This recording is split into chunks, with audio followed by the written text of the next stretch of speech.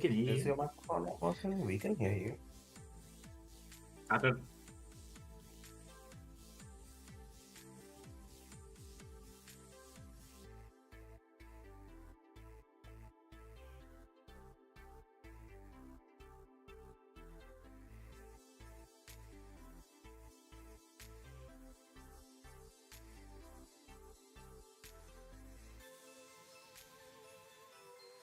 All right, how about now? There we go.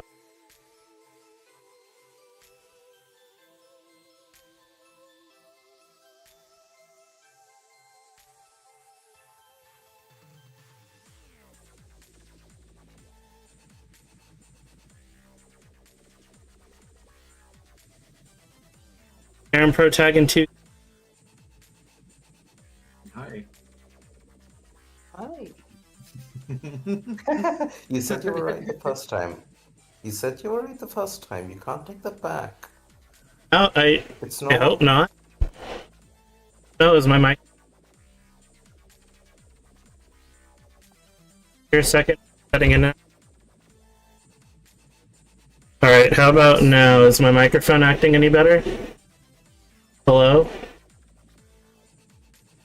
It's very intermittent. Is it still acting up? My thing is showing that it's working okay. Yes, it's working? Okay, cool. I don't know why it wasn't working for a second, but we're here. Yay! So, I was told today that apparently we put people in space! And that seems really cool, and I wanted to watch that happen. But I was going to do it live, but it's my mom's birthday today, so we went out to dinner, and I had chicken wings, and it was delicious. But that does mean that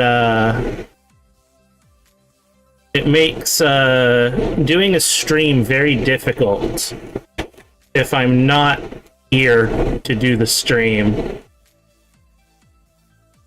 And instead I'm getting chicken wings. Love chicken wings. So. I'm gonna adjust this real quick. Like chicken wings with your mom for your mom's birthday sounds like a good reason to not do a stream. Yeah, it was a pretty decent reason. Raise your hand if you want chicken wings. I'm only a PNC, I can't raise my hand. Oh no. Raise your hand if you want chicken wings. I want chicken wings. I mean, chicken wings are good. I do like chicken wings. I'll always have more chicken wings. I'm not even hungry, but I'll still take chicken wings. I mean, chicken wings are great, so... Yeah. I had an entire pizza for dinner. Oh. Wow. Brag Yeah, about it. I would have kept... like, I listen, I would have kept it in the fridge, but where I am, the fridge, someone decided to keep an opened can of tuna in the fridge, so the entire fridge smells of tuna. What? Oh no. Yeah. Oh no. Stale canned tuna. It's I opened that fridge and I was like, I am not putting anything in there to be preserved. Close. And, also, everyone here, I'm doing a shout out for KS Cooper 1997. She's a really cute panda VTuber that I've been on a date with in real life, and she's like really hot and cute. Nice. Yeah, and then I lost my job and lost all money, and I think like her car got wrecked, so like life has kept me away from being able to do another one. Totally would though. She's a really cool. But yeah. Wow, it feels weird to be. Yeah, life. Yeah, for real. It's been rough. Also, Ren did a meow. Redeem. All right, let's go. There we go. There's your meow. I'm not a cat boy. Okay, cat boy. I'm not a harem protagonist. I'm not a cat boy. Uh-huh. Do you see ears on this head? Do you see ears on this head, chat? It could be like there are breeds of cat with short ears. Could be hidden by the head. Mm-hmm. Well, people normally say they're hidden by the goggles, but Yeah. Mortem, you're talking mad shit for someone who might be able to make it so that, like, you can't edit your own models when you get them. You're talking mad shit for someone who might be able to convince people to make sure that any future models have cat ears. that's evil. I support this. I support this. You found out through the Google Doodle. Text the moth. What's up? Oh, you found out about the thing through the Google Doodles. Let's go. Oh, yeah. That's a way to find out. I found out from a partner who works in the aerospace industry. Mm-hmm. Anyways, it's a wild way to find out real. Alright, so we're gonna pause the music. Go to the thing. We might skip around a bit. Gonna dip since your bed is calling later. Have a good night, overrated. They started the stream all the way at like fueling the thing up, which is like 6 hours before launch. Well, we're starting 8 hours back where it says live event starting soon. So let's see what this is. Yeah. So launch happened 3 hours ago, so that's T-5 hours. T-5 hours. Let's go. I don't think we're gonna wait that whole long, but I think they start off at this point doing like evaluation. So while we're looking at the cool live event start soon thing, why don't you all introduce yourself, even though most people may know who you are. We'll start with the raccoon and then move to the purple cat person. Oh. Hi, I'm Dottie. I'm a raccoon. I stream sometimes. If you're lucky, I stream all sorts of games. Everything. That's me, raccoon. Eat garbage. Be unreasonable. Hell yeah. And you, Kapok? Yeah. So I'm Kapok. I go by the Kapok Kid. I will play. Raccoon, be silent. Wait a minute. Wait a minute. The raccoon be silent. Be silent? Oh no. Oh, let me try to fix that real quick. Oh no. Oh no. Why are you silencing the raccoon? I'm not trying to. Rights for the raccoon. Okay. Try talking Rights again. for the raccoon. Hello?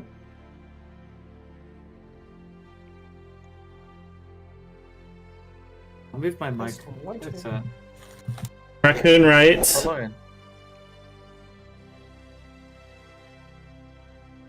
Oh yeah, both of us read that, just so you know. Yeah, everyone on stream except for me is she, her. I am a he, him.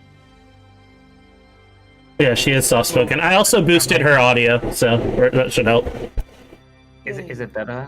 It should be better now. Am I less soft spoken? Yeah, you're good. Chat, can everyone hear Dottie? Hi chat. I'm a raccoon. Hello. Waiting on You got any response from. garbage for me? Still a little quiet.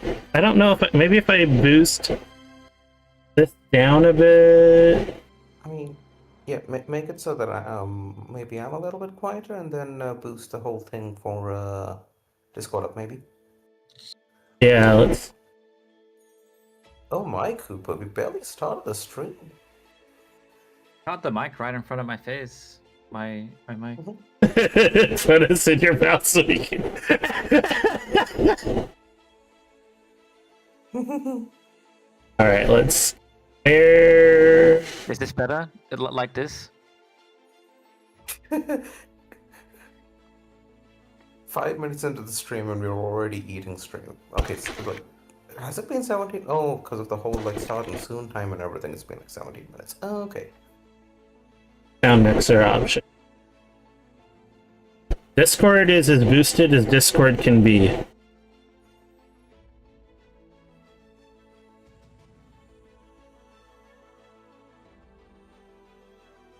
Maybe it's something I can do on my end. Wait, maybe I can boost desktop audio from here. Hmm. Try now. I'm You know? fully boosted on my end, and the mic is right in front of me. Are we? Max gain. I boosted desktop audio. How we sound, chat?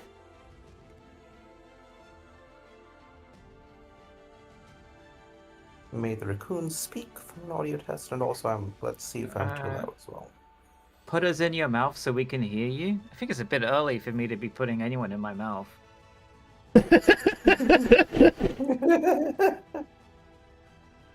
The same you fear. Oh no. Hmm. I wonder whether it's automatic gain or something on. It wouldn't be a This Mortham fun stuff stream. like that. Look, it wouldn't be a Mortham stream if I didn't have all sorts of Would ridiculous. it really be any kind of stream, anyone's stream, if there isn't some weird stuff going on? That's true. All right, we're gonna boost that to like 5 decibels. Fuck it, let's go. Woohoo! Time for me to get right up to my mic and scream. That should be fun for chat, right? At this point. My mouth, my lips are literally like a centimeter from my mic right now, Hell and yeah. I'm talking right into it. Is that clear enough? I also think I boosted it on my end. Maybe. Sounds a lot better. Okay, I think we're good now. Let's try with a more comfortable position for you as well. Yeah. Try from a regular distance. I am sitting at a regular distance. Do we hear Dottie? Dottie, the regular distance raccoon. Yeah. Just a normal sized raccoon. Mm-hmm. You like it better close? Oh man. Hey yo! Oh my. Close like... Hey yo! Wow. Alright. Dottie, let's reintroduce yourself. Hi, my name is Dottie. I'm she, her. I play video games online sometimes. I'm a raccoon. Eat garbage and be unreasonable. Hell yeah. Hey. And I am the Kapok kid. I'll often just go by Kapok, and I stream weekly if I'm not at work, which is I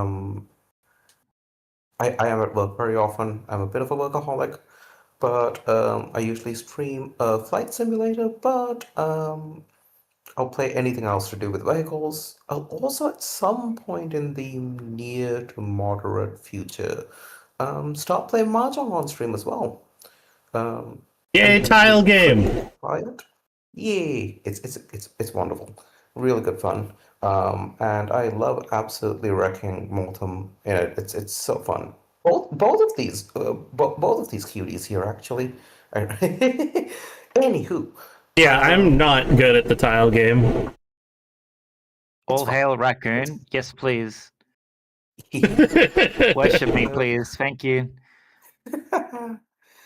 But yeah, I love anything that flies. It's and that's part of the reason why I have heard of the Artemis launch. Yeah, let's all watch it together.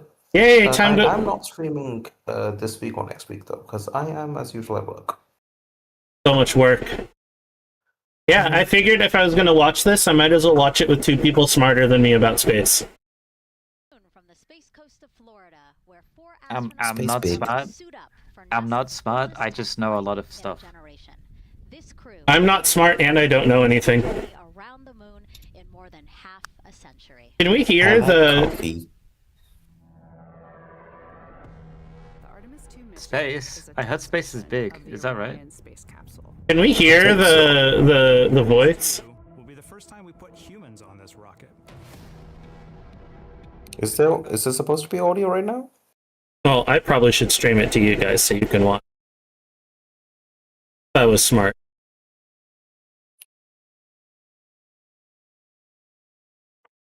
There should be audio. Only when we're not... Yeah, it's coming in quiet for me. Okay, let me go back to volume mixer.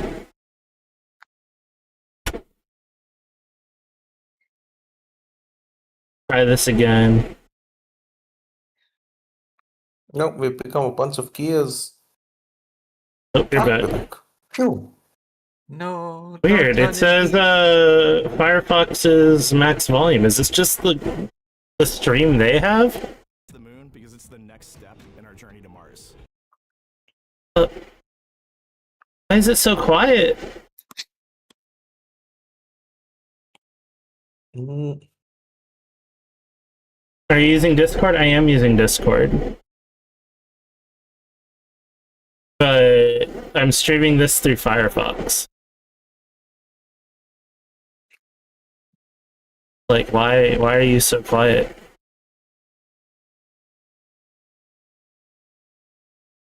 All the way. All the way. yeah. Oh yeah. Have a look and see where the voice attenuation is on in voice settings. What would might that be a... what would that have to do with the volume from Oh, the it stream? shouldn't do anything for you hearing it. It would. Fair. I don't know. We were I hear it pretty okay on going to the moon. on Discord. To explore is just Yeah, it's good volume for me on Discord.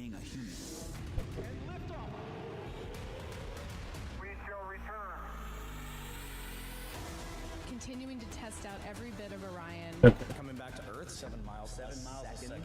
When humanity sets big goals, we can bring together genius from around the world. You have the best people on planet Earth putting this vehicle together. That's what's up. To innovate for the benefit of humanity and to inspire the world through discovery. And here we go.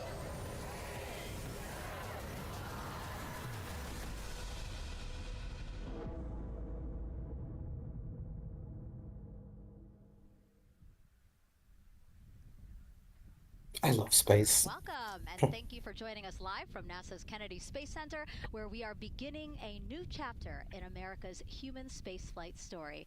We are so humbled to have thousands of people here in person to witness this, and the many more watching online from around the world. I'm NASA's Megan Cruz, and this is NASA astronaut Nicole Ayers. Thanks, Megan. What a historic day to be here. What a historic day to be here. Obviously, for what we see right behind us here, the SLS rocket and Orion spacecraft on launch pad 39B. I was saying before that Artemis 2 is a nearly 10-day calling the flight mission test to Artemis prove is NASA really can cool safely because fly a lot of astronauts people around the forget that moon Artemis before was also the attempting to goddess of land the on it in moon just 2 years. and nighttime. Yes, you know, Yo! put humans on this rocket for the first time ever, and we're going And to test out the system. I on the dare moon say and that while it around might not have been And the why does NASA main want to return purpose of to it, them? the We fact want that to do Artemis for is the goddess of scientific the discovery, hunt right? We want to is create also a a pretty permanent good presence statement on of the lunar intent. surface. We want to be able to I don't get harness it. the volatiles or the resources on the moon in order to get us onto Mars later. So we're going to use the moon as a stepping stone Kind to of get to like Mars, but Hunt, also we're Game gonna use On, the you know moon what I to mean? learn so much Oh. about Earth and about the Also, creation of the solar system. Also, You know, the moon Artemis's is this brother, untouched oneness as marker twin for the brother, Earth is called and the solar was called system. Apollo, What I really and love the is, older like, all moon the missions things were that we Apollo do to missions. get us to accelerate Oh. technology, all the jobs created to support that, it all benefits us here on Why did the Apollo mission go to the moon when Apollo was associated with the sun? Why didn't they go to the sun? And it's the people on Earth who do that, who create Because this. it was Sun very hot. Scientists, there are so many yeah, people they working tried to on this wait till mission. nighttime, but every time they went close to the sun, it was daytime again, so they had to give up. than any other human Damn, so real. parts of the moon Yeah. Sun no hot. one has ever laid Sun eyes very on. hot. And now, speaking of laying eyes, here Rocket we are melt. in the suit-up room Oh. with the Artemis 2 crew. Yes, looks like the commander's getting his comm cap on, so the communication cap. Yeah. Looks That like cap he's is so got cool. the and the helmet going. He's just stretching. Mhm. out. Also, I dig the helmet. And in charge of liftoff today is launch director Charlie. Yeah, the helmets are great. Thompson. She and her team are just across the street from us inside of the launch control Hi, center. Leah. Hi, Grave. Round-the-clock operations just For those who before aren't 5 aware, p.m. there's Monday. quite a It few started big fueling the rocket things about 4 hours from ago. this particular mission, 2-hour specifically launch Artemis that 2. opens at 6:24 p.m. Eastern Time, I'll which our clock ramble in the about corner is Artemis as a Didn't whole work. program, as well as about the I'll ramble about the program as well as what it's based on and stuff Yes, you know, later here's on. it. We But can take that Artemis as a 2 little windy. itself There's some has clouds on several tonight, but really we're going to keep cool, an eye on it. It's a good number to keep moving today. really cool records and things that have been broken in other ways that it's quite historic. So this is the first time Hopefully. that people are going beyond low Earth orbit since 1972. So that's 54 years pretty much since the last time that we've gone Yes, so it's a little bit for protection beyond even low Earth of his, orbit. you know, of his head there, but also We've you can see the stayed mic booms. relatively He's got close to earbuds Earth there so he can this whole hear, time. Why? it's loud, so you're going to wear hearing protection, but then we also want to be able to talk to Partly because Earth people and talk didn't to really each feel a other. need to So go we're getting further, that settled, and then he will put the helmet on over that comm cap. especially given That comm cap will also connect into the suit. the There's original three space ports. It race connects into the capsule, and through another cable there, was so much more fraught with you danger, can see them tuck in that cord under his but chin right now. there was a sense of urgency for various reasons, including national pride as well. And there was this urgency that led to people wanting to push further, even if it was incredibly dangerous. Now that that urgency is gone, people have taken a step back and said, all right, let's make sure things are safe. Let's That's true. Yeah, they are push the very limits similar. for You know, certain NASA does a great job of and move leveraging forward, the lessons that we've but learned also from in a previous way that missions. is So all the way getting all the way back to following a responsible, or at least more responsible than in the past. lessons about So that's slowed things down a bit, and especially as the space race kind of wound down, including even more so with the collapse of the Soviet Union, the financial Is that why we're aspect doing of the it orange became suits now? complicated. Because the Soviet Union died? Um, Orange is very easy to see in space. I know, I'm just saying, we normally did the white suits, but now we're doing the orange suits. Turns out the Soviets were right about a lot of stuff when it came to space. Whoa. Orange is better in space than white for visibility. Yeah, and welcome into I think they might still actually use white suits for going out into space. Orange suits have been used even during the shuttle program for the launch suits. So What's the difference? what we are seeing is the launch suits are not as thoroughly sealed as a full spacesuit, but it allows you to move around a lot more. If you're in a full spacesuit, especially the older ones, you can barely move. But they had to make special tools that you can use just for the fact that like you can barely move your hands, you can barely move your arms, you're like almost locked in place. It's yeah. It's one of the reasons why you see the people wind up looking like they're moving so in such an ungainly way when they're in space. Liquid hydrogen, lower stage and upper stage, and 2 liquid oxygen, lower stage and upper stage, are at 100%, and that's exactly where we want to be. This kicked off at 7:30. So orange is stylish. Go for cryo load. Okay, what does this mean? I see stuff and numbers, and I don't know what they mean. Yeah. Short answer is they finished fueling the rocket. They want to fuel the rocket nice and early because it takes ages to do so. They've also got it at an incredibly low temperature. Shall we continue with the explanation once the ad break is done? Or... Oh, yeah, that we should do that if we're on ad break right now. Good call, good call.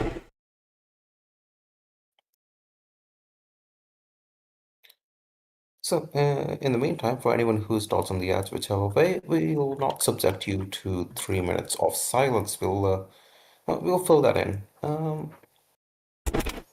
But let's see. I will say, if I ramble off topic a bunch, do just poke me in chat some way or form, because I am on 2 hours sleep and so far 1 very, very strong coffee. Is that your spoonful of dry coffee?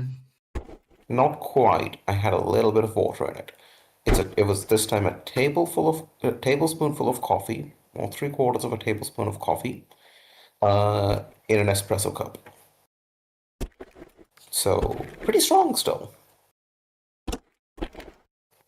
Damn. Damn. Holy shit, that's strong. Whoa. Yeah, I figured I'd need to wake up a fair bit. You love space? Yeah, hell yeah, space. Space is Space is amazing. so cool. Mhm. First I was going to be like, what are we going to do? Oh my god. Are we going to have enough time just to watch this? And then I look at the stream, it's like 12 hours of stream footage. I'm like, oh, I don't think we're going to run out of content. Yeah, and don't forget the live stream is ongoing. I think they had one stream just for the launch, and then they had another stream for like mission control and things. Are they going to keep the and so stream on. going for 10 days? Yes, they said that they're going to keep things running 24/7 throughout the Wow. mission. Yeah, like this is a testament to what Alright. humanity can achieve in general. Settle in, chat. This is going to be the longest Morphin stream ever.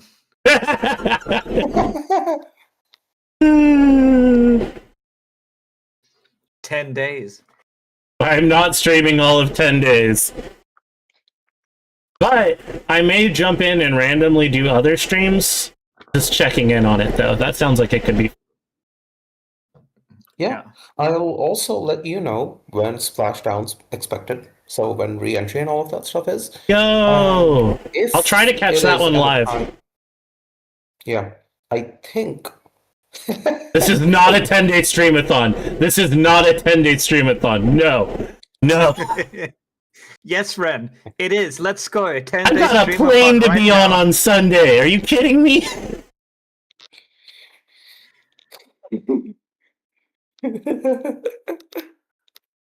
Oh man. Anywho, the ad break is done, so everyone's out of ad jail.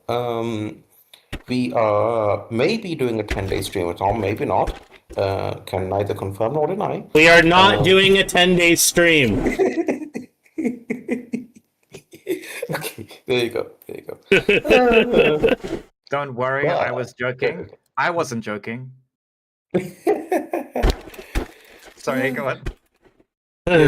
Let's get slightly back on topic. So what we see here is all the fuels that are used in the rocket, specifically in the liquid rocket. So there's two sets of rockets here. Yo, can I drink? First off, can I drink either of these? You will die. I'm not sure if you'd even be able to manage drinking them because they'll probably instantly solidify your throat. Damn. Yeah, as you can Liquid see, oxygen temperatures- sounds really nice. It's also incredibly flammable. Hence Well, actually, rocket no, it's fuel. not. It's not flammable. Yeah, it is literally rocket fuel. Yeah, this. My God, two very different kinds of people in chat there with Ren and Grave. Oh boy. Yeah. One of you. Both of these are incredibly dangerous. The other depends if you can beat me to it. It's beautiful. I love my chat. Yeah. Now, the good thing about the temperatures being so damn cold in this case is that regardless of whether it's Celsius or Fahrenheit, you can tell that it is comically cold, like almost unfathomably so. Okay. This is the temperatures that they want to keep these in, because that way they can stay in liquid form. We'll see a picture later on that'll explain a little bit. The stream itself explains it too, but basically you want to have as much fuel as possible in as little space as possible, and that means keep it as cold as possible. So this is all the fuel for the rocket itself. You have the hydrogen as the fuel itself. The oxygen is the oxidizer, because, well, oxygen. Okay. The reason they have two stages here, the core stage is the big one. So if you look at the picture in the middle, that's the big blue and red cylinders kind of that you see. And the smaller blue and red spheres, that's the oxidizer and fuel for the second stage, which would be firing up about 50 minutes after launch. So once they're already in space. Okay. Yeah. As you can see, the main one is massive because that's going to give you the most acceleration, the most delta V, as it's called, in rocketry.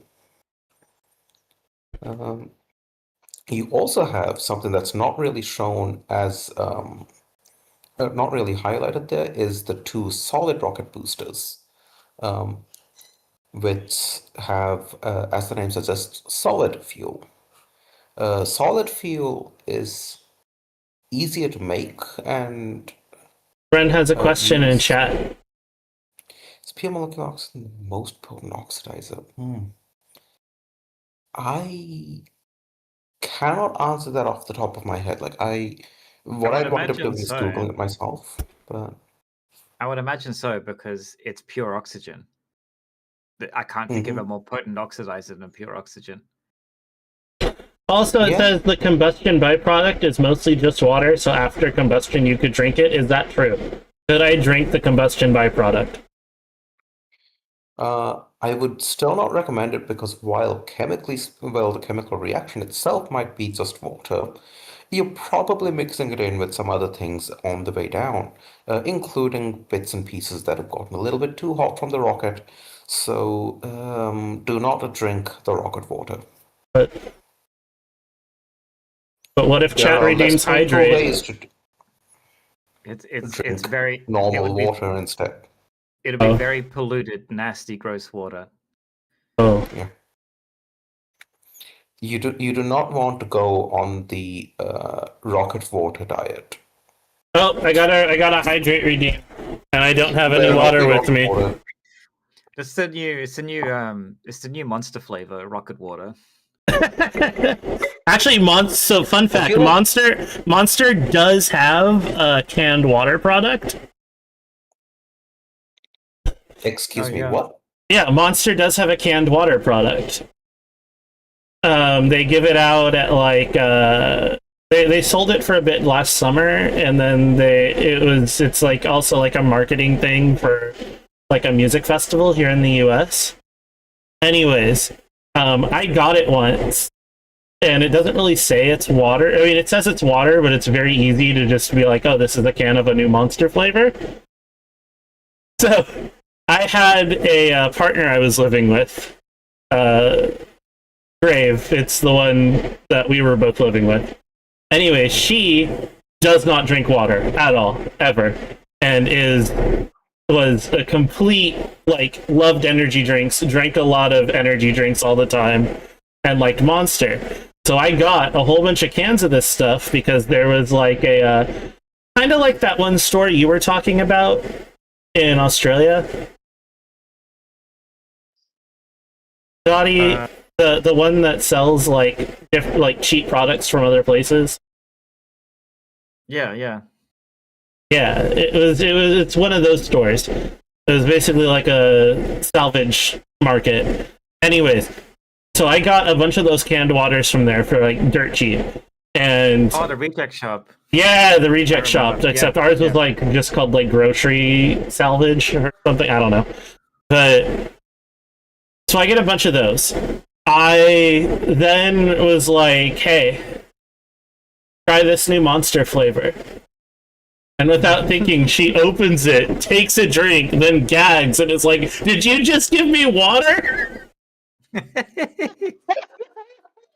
God. Wow. Can you imagine how hard they would sell a caffeinated water? Just water caffeinated? That's called coffee. That's called coffee or tea. No. What do you mean? That's tea. Tea is tea. Just add caffeine to the water. No, Grave drinks water. This wasn't Grave. This was someone Grave and I both lived with, who I also dated, but I'm no longer dating. Okay, I don't drink water either. I Drink think water's water. gross. I try to drink water, but it's kind of gross. Yeah. Drinking water is a pro. Speaking of which, I got a hydrate redeem, but I don't have water with me. So I need to go grab water.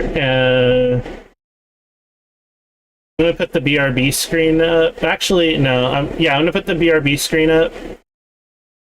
And you guys got chat for a sec, right? Yeah. All right. Hey, Cool, you can cool. trust me with chat. I'm not going to do anything silly, not at all. All right, Chad. Anyway. How are we gonna get him banned? Ideas.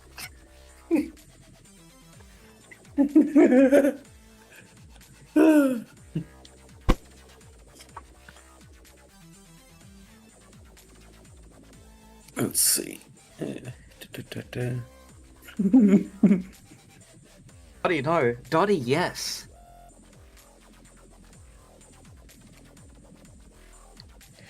Enabling the raccoon is... I'll not comment on whether enabling the raccoon is a good or a bad idea. I will say it is a funny idea, though.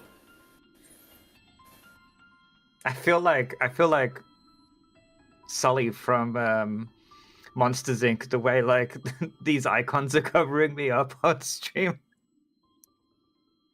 Let me see. Oh my god, yeah, we...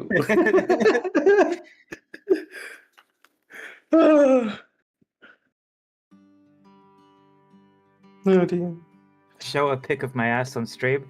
That's what I'm talking about, Ren. That's the kind of ideas we need. Oh man, I could have done something really funny. But I don't. Y'all better have it not have set got up me banned. on my laptop. No. I can neither confirm nor deny. Uh-huh. Well, I Listen, have the stream's still water. up. Water. I'll drink it. Thank you for the hydrate. Yeah, we were just discussing possibilities. Mm-hmm. Uh-huh.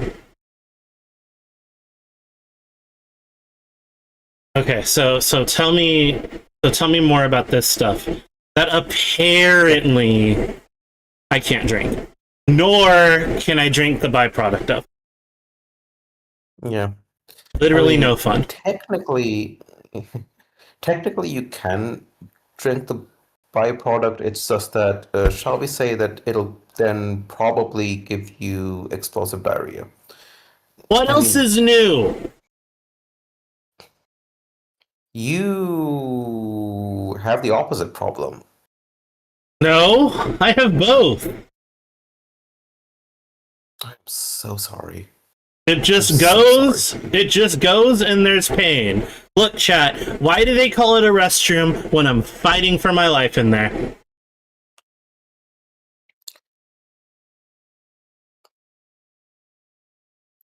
Yeah. I am just so sorry for you. Like, this is so... Sorry, my I'm not laughing. condolences. I'm not laughing at you, Morphem. I'm laughing at shit pants syndrome. I don't do that. That's not a problem for me. It's just normal goes, it's just pain in the process. Anyways, Liquid chat oxygen, knows way liquid too much hydrogen. about me now. Let's talk about liquid hydrogen. That is now on the internet forever. Clip it. Dude, what the fuck? Alright, tell me about liquid hydrogen. Yeah. So liquid hydrogen's the fuel that's being used just because it gives you the most boom for your weight. Right? Now there will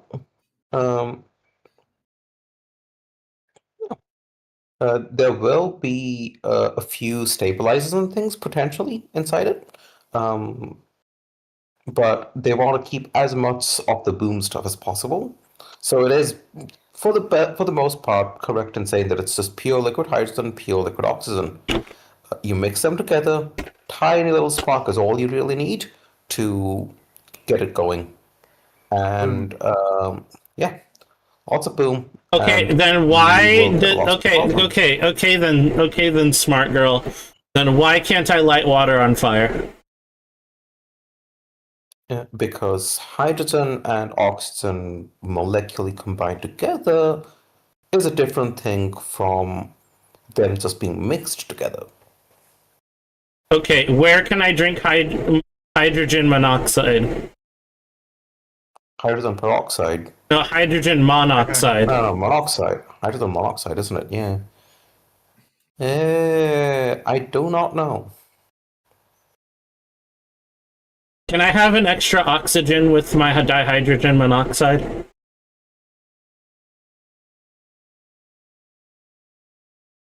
Yes. No. Why? Why can't I add more oxygen to my dihydrogen monoxide? I mean, we can oxygenate the water if that's what you mean. That's fine. It's just normal water. Do you want water plus? Yeah, I want water plus. I want an extra molecule of oxygen. Oh, an extra molecule. Yeah. Oh, yeah. We can do an extra molecule of oxygen. Yeah, an extra part. H2O2. Yeah, H2O2, water too. We can dissolve oxygen into water. That's fine. No, not that. I want to have an extra part of oxygen per molecule. I think of water. I think oxygen can only bond with two other elements at once. Once it's bonded with two. Give me H2O2. It can't bond with anything else. Give me water too. Water 2, the sequel. H2O2, otherwise known as hydrogen peroxide. Well, there you go. Don't drink that. I know what that is. Red, please don't drink hydrogen peroxide. The hydrogen on my oxide.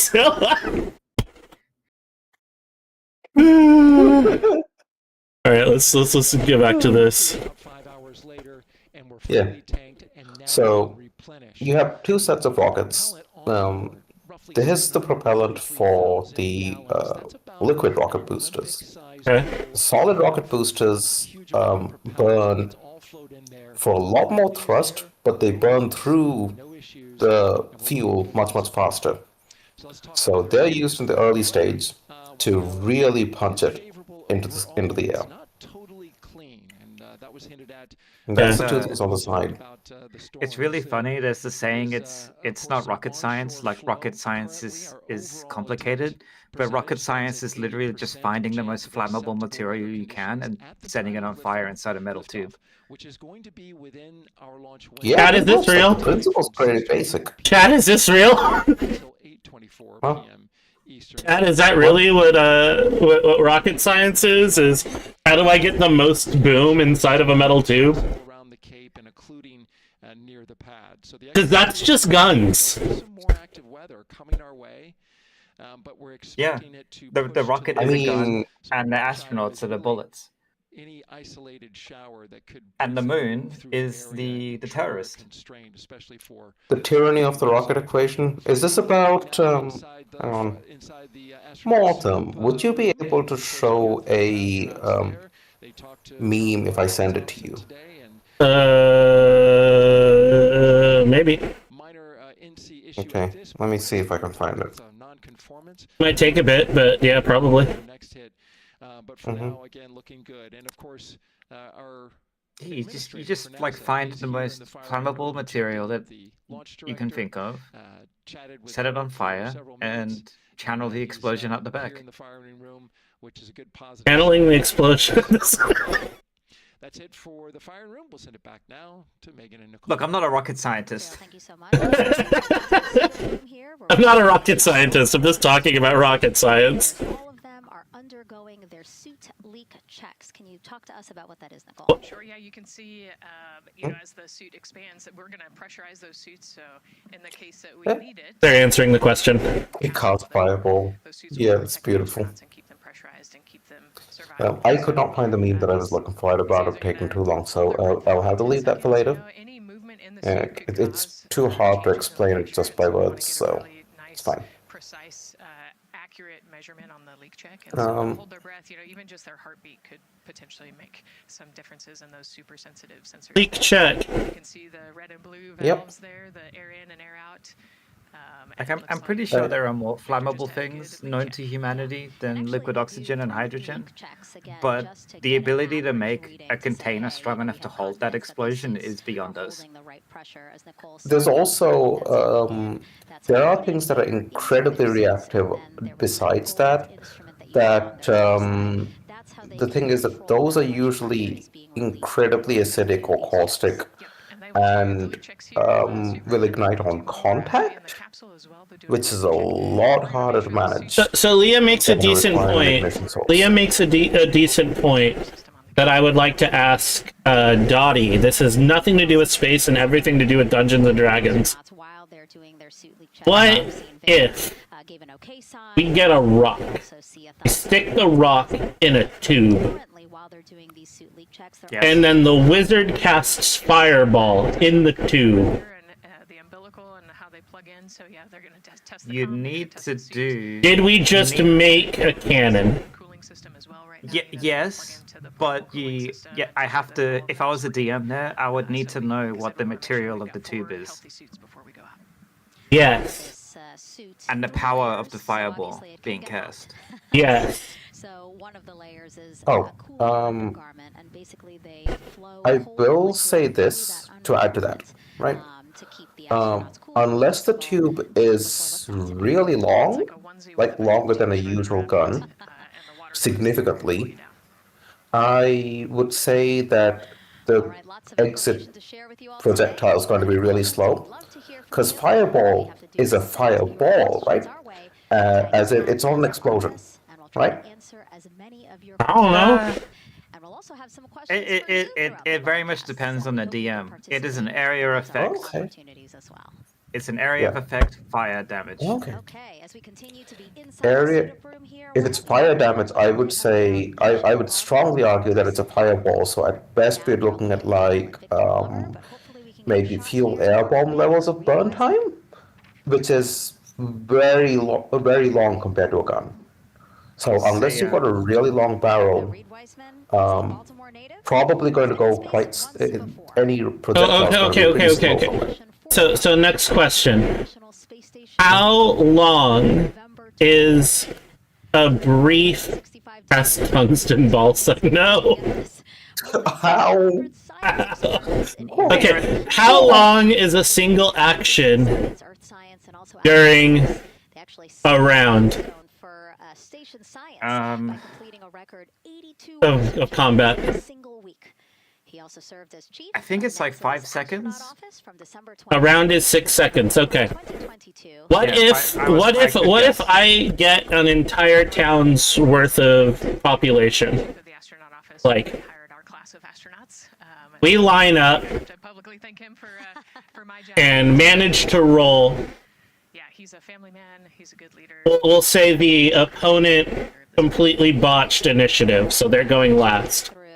And before that,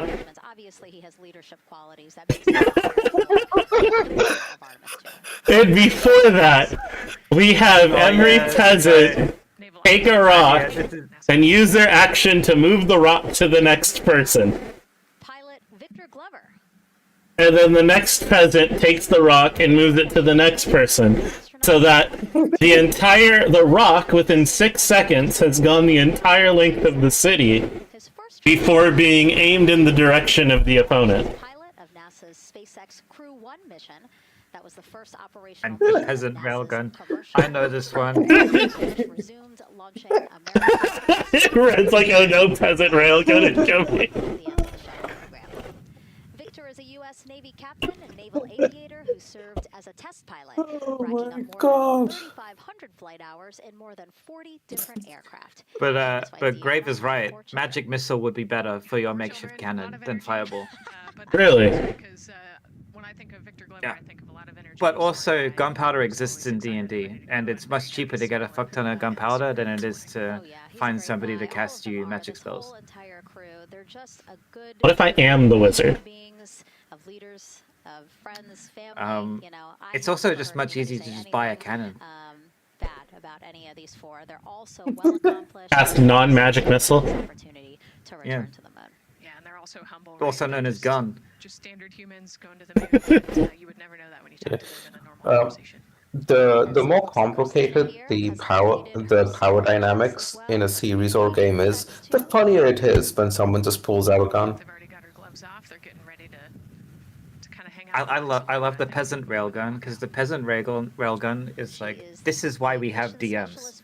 This is why your game needs to be controlled by somebody who's not going to let bullshit like this happen. In 2013, so actually same class as Or What? someone who will let bullshit like that happen. Well, like what happens when I flip a bag of holding inside out? March 2019 to February 2020. Oh, not good. Not good things.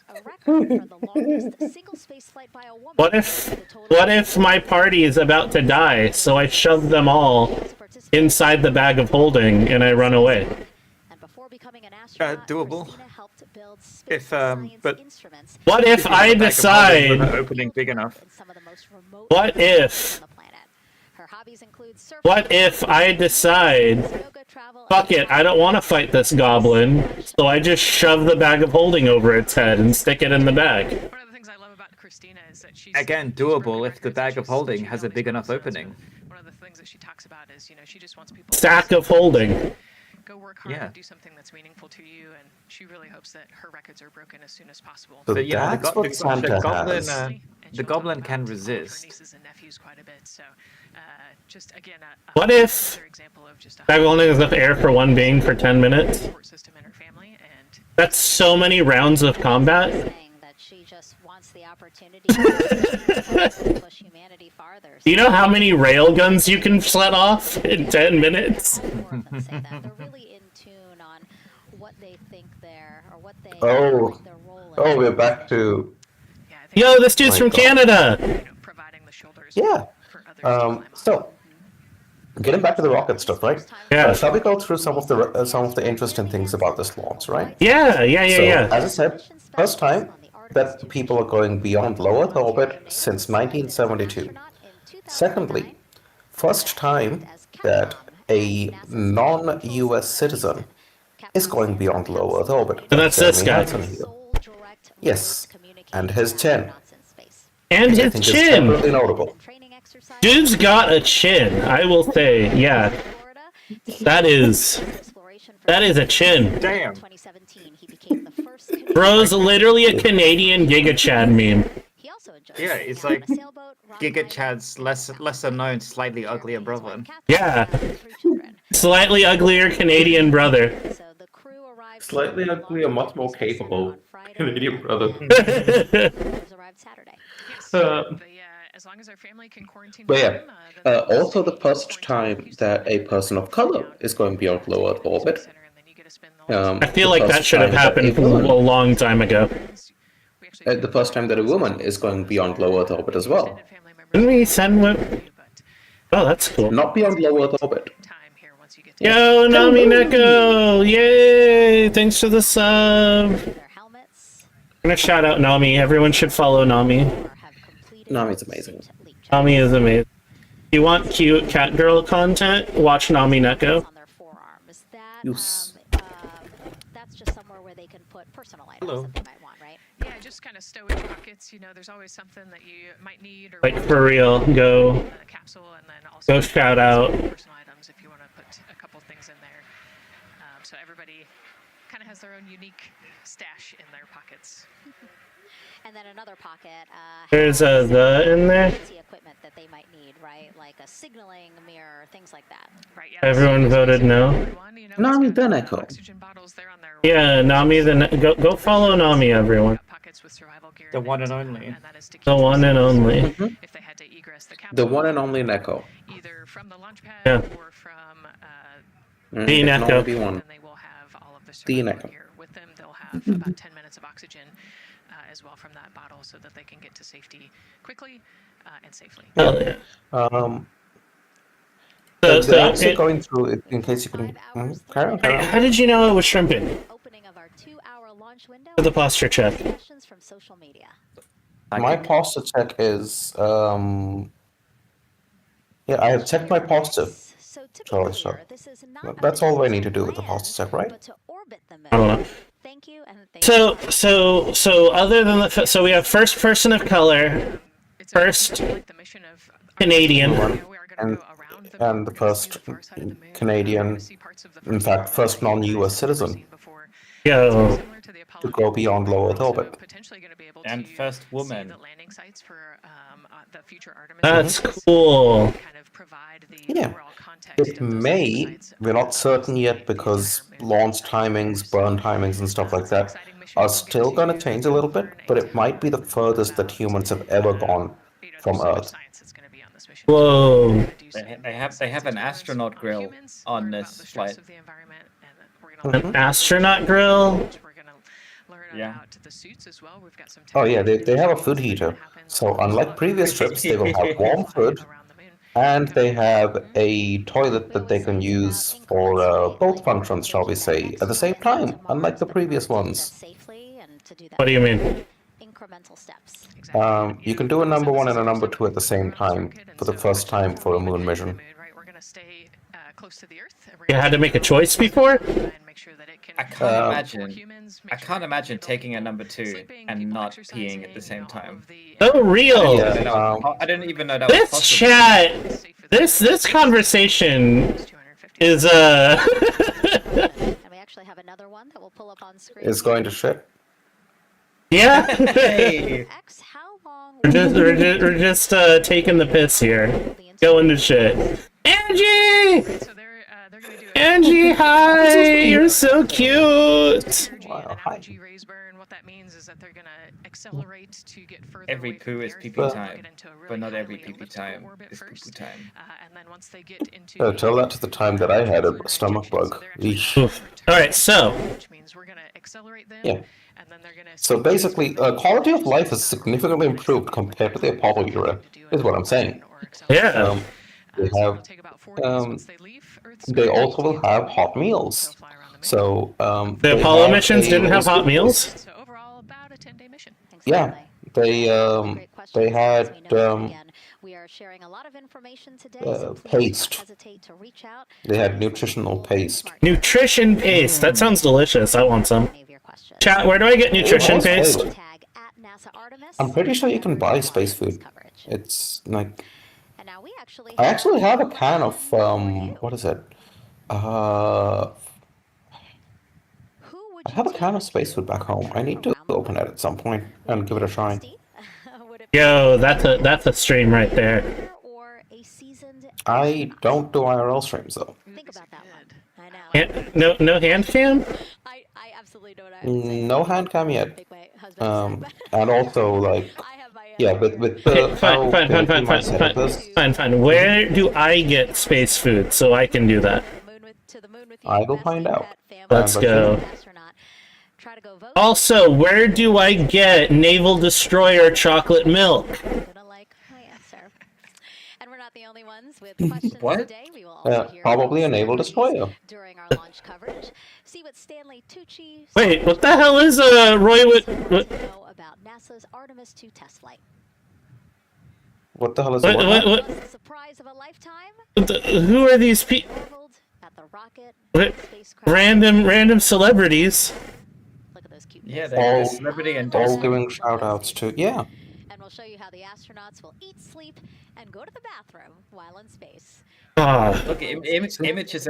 this is gonna be a long ass stream. All this run up stuff is super interesting. Oh no. That's going to be a bit of a problem potentially because I will start having work happening in a couple hours' time. Oof. We will see how things go. Okay, wait. But that might mean that I'll have to mute every now and then. That's fine. So it says you can get space ice cream at the Smithsonian. Isn't space ice cream not actually? Wasn't that a lie? To their launch pad. Look at that. Oh, that's so awesome.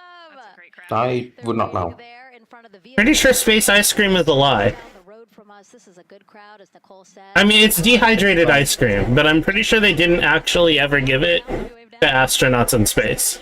That's amazing. Which would make sense, because it's very dusty and chalky, and that would be a fucking mess in space. as part of NASA's NASA Yeah, social. you don't want that experience dust in here. all the So equipment. as you can see, very It might excited be to something where you be hydrate it barreled inside the into packet. convoy and So you'll locked have a into valve or there. something where you put in the water a Pretty little bit, and then hydrate it, Amazing way squish it to around share and the stuff, Artemis story and by then you social can media slurp it up to share the story as they drive by. from that.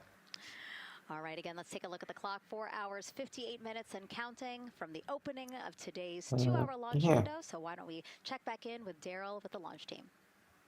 2-hour launch window? Room 1, I'm listening to Yeah, you can't really say, oh, this is the exact second that you're going to launch. You want to have a launch window, and launch windows can be quite long. So I have We're gonna be here forever, chat. in the firing room had a really I literally was like, okay, yeah, we're gonna watch the launch, and then what else am I gonna do for this time? a.m. this morning. They got to all stages replenished just before 1 o'clock p.m. Like, I had Space Cadet Pinball up and ready, just in case. That's great. I am not doing the 10-day stream, chat. No. Yes, great. No. No. Yes. No. No, we are not doing a 10-day stream. Oh. I got a trip I gotta go on. Just throw that little game in the corner or something? Yo.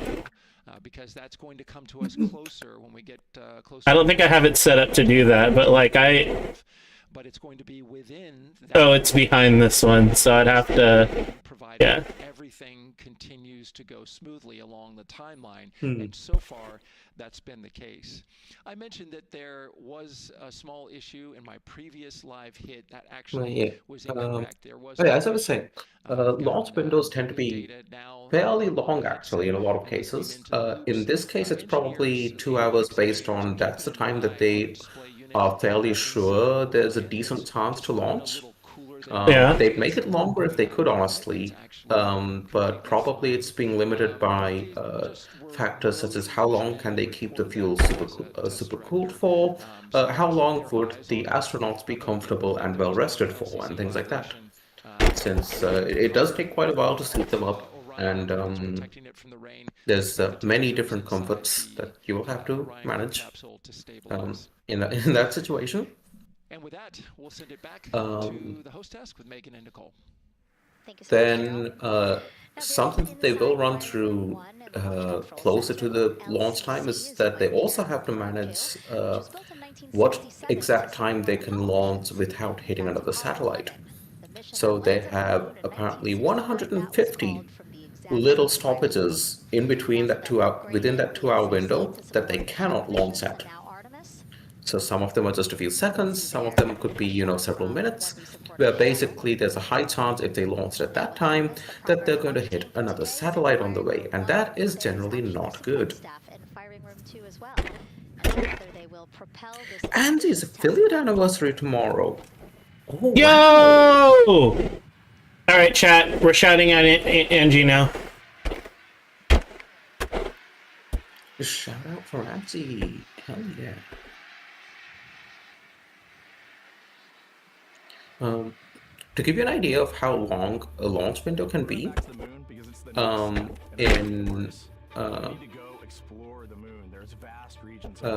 give you an idea of how I need to get the stream a little bit quieter. I can't hear myself think. Oh. We might come back home. We might spend 3 or 4 days around Earth. We might go to the moon. That's where we want to go. But it Like the launch window also like the position of the moon itself is important. It's the ideal position for launch. But another reason we're going back to like get for there. the moon, it's not intensely important, I think, in this situation. But yeah, ideally there is going to be an ideal window. Actually, yeah, you're right. Even for the moon, they do want a slingshot at the right time, kind of.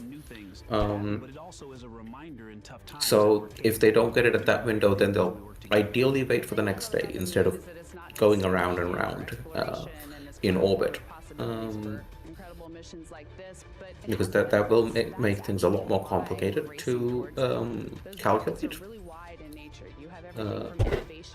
To give you an idea of what would happen if the crew and supercool and the fuel is not needed. Like I've helped with figuring out launch windows and things once. and we had a 6-hour launch window. Oh wow. Yeah, 6-hour launch window per day for 3 days. Oh, and you guys didn't even end up launching.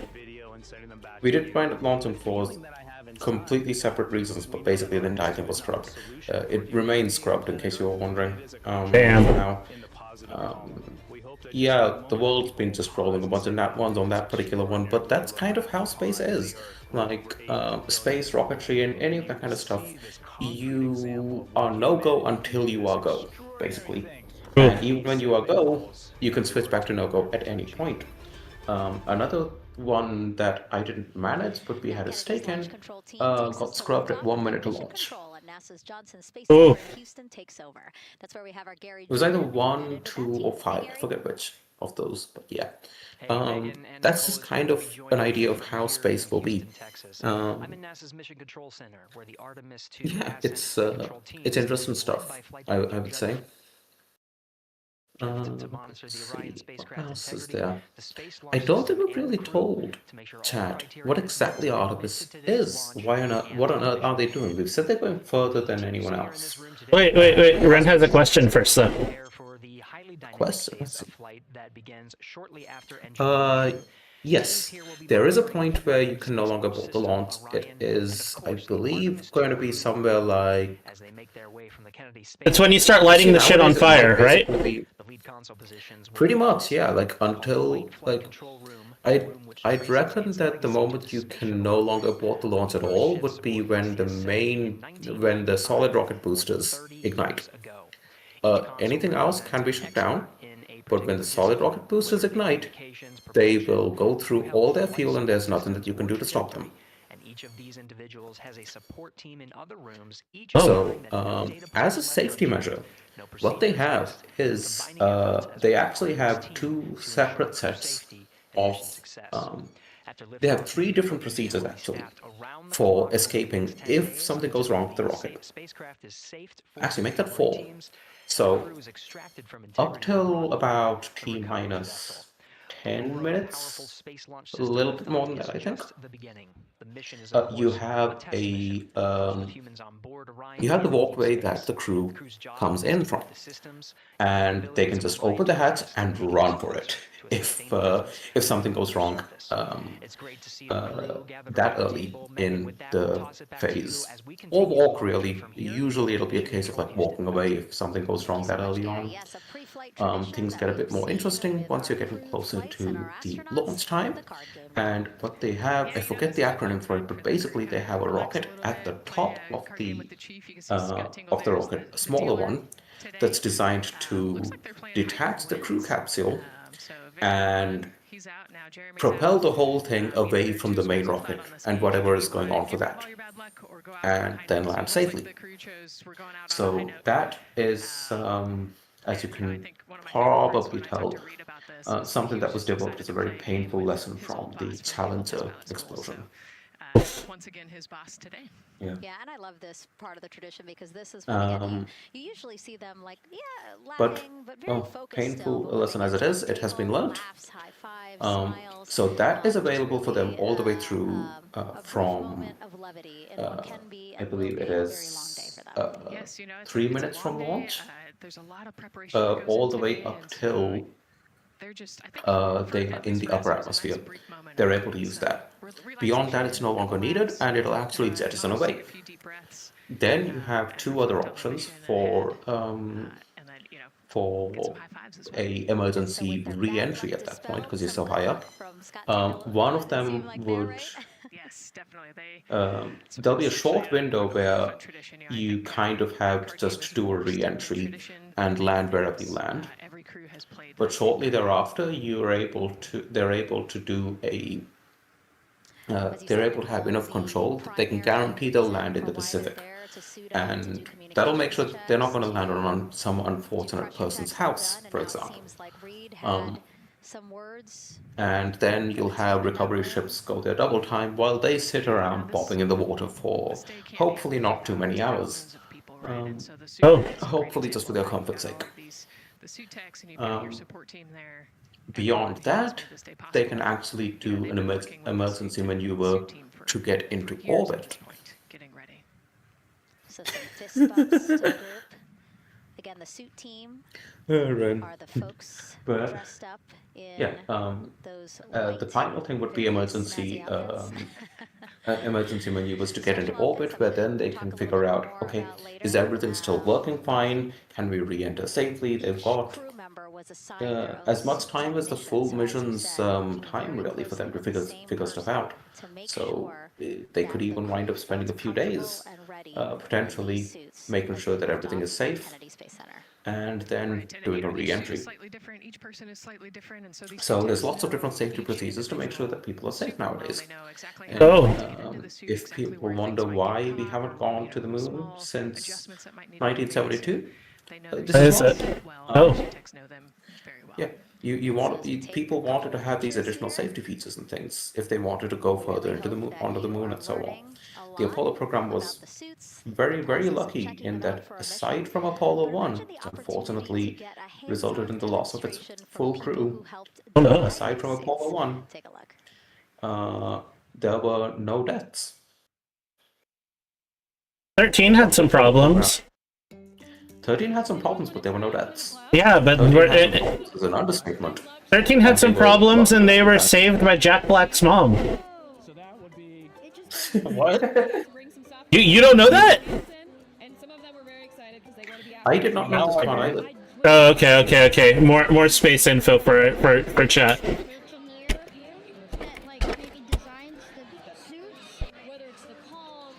Yeah, we're not going to be getting to launch before I have to start work proper. Okay, so Judith Love Cohen,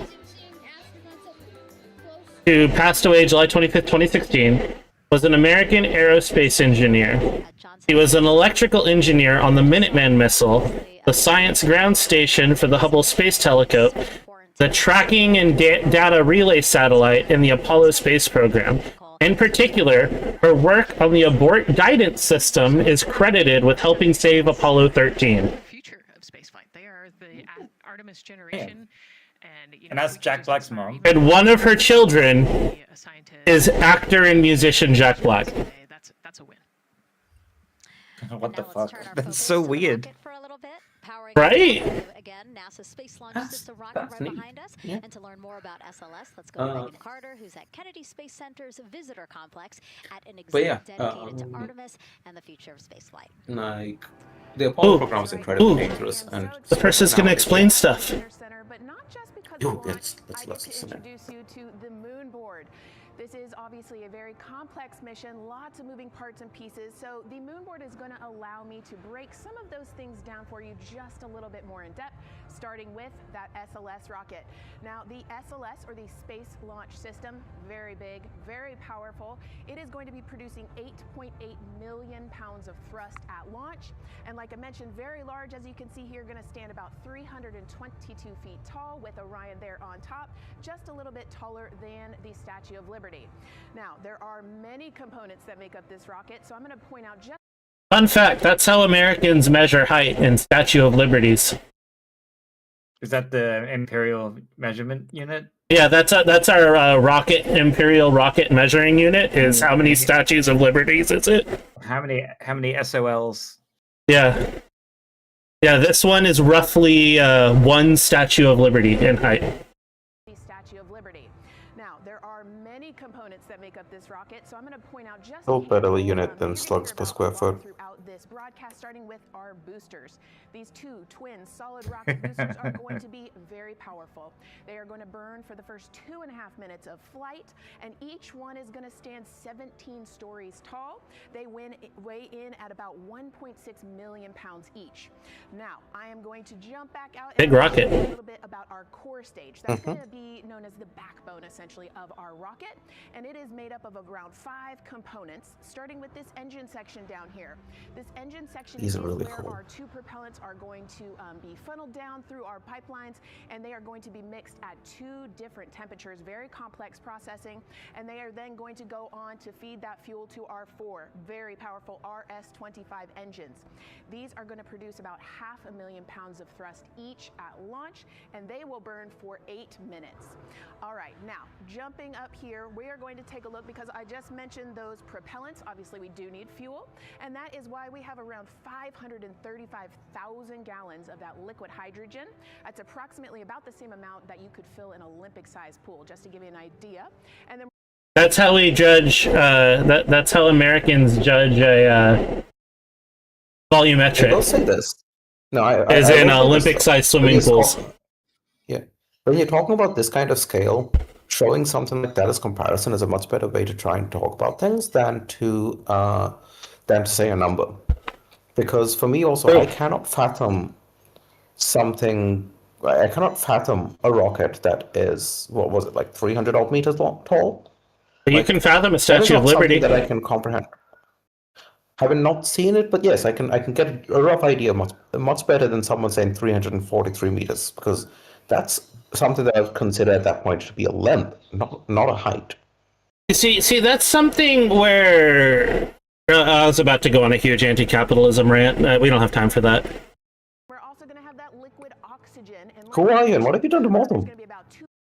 Look, this is gonna be a long enough stream without me going on about how this is the same problem that doesn't get treated this way by American news media when talking about the wealth of billionaires.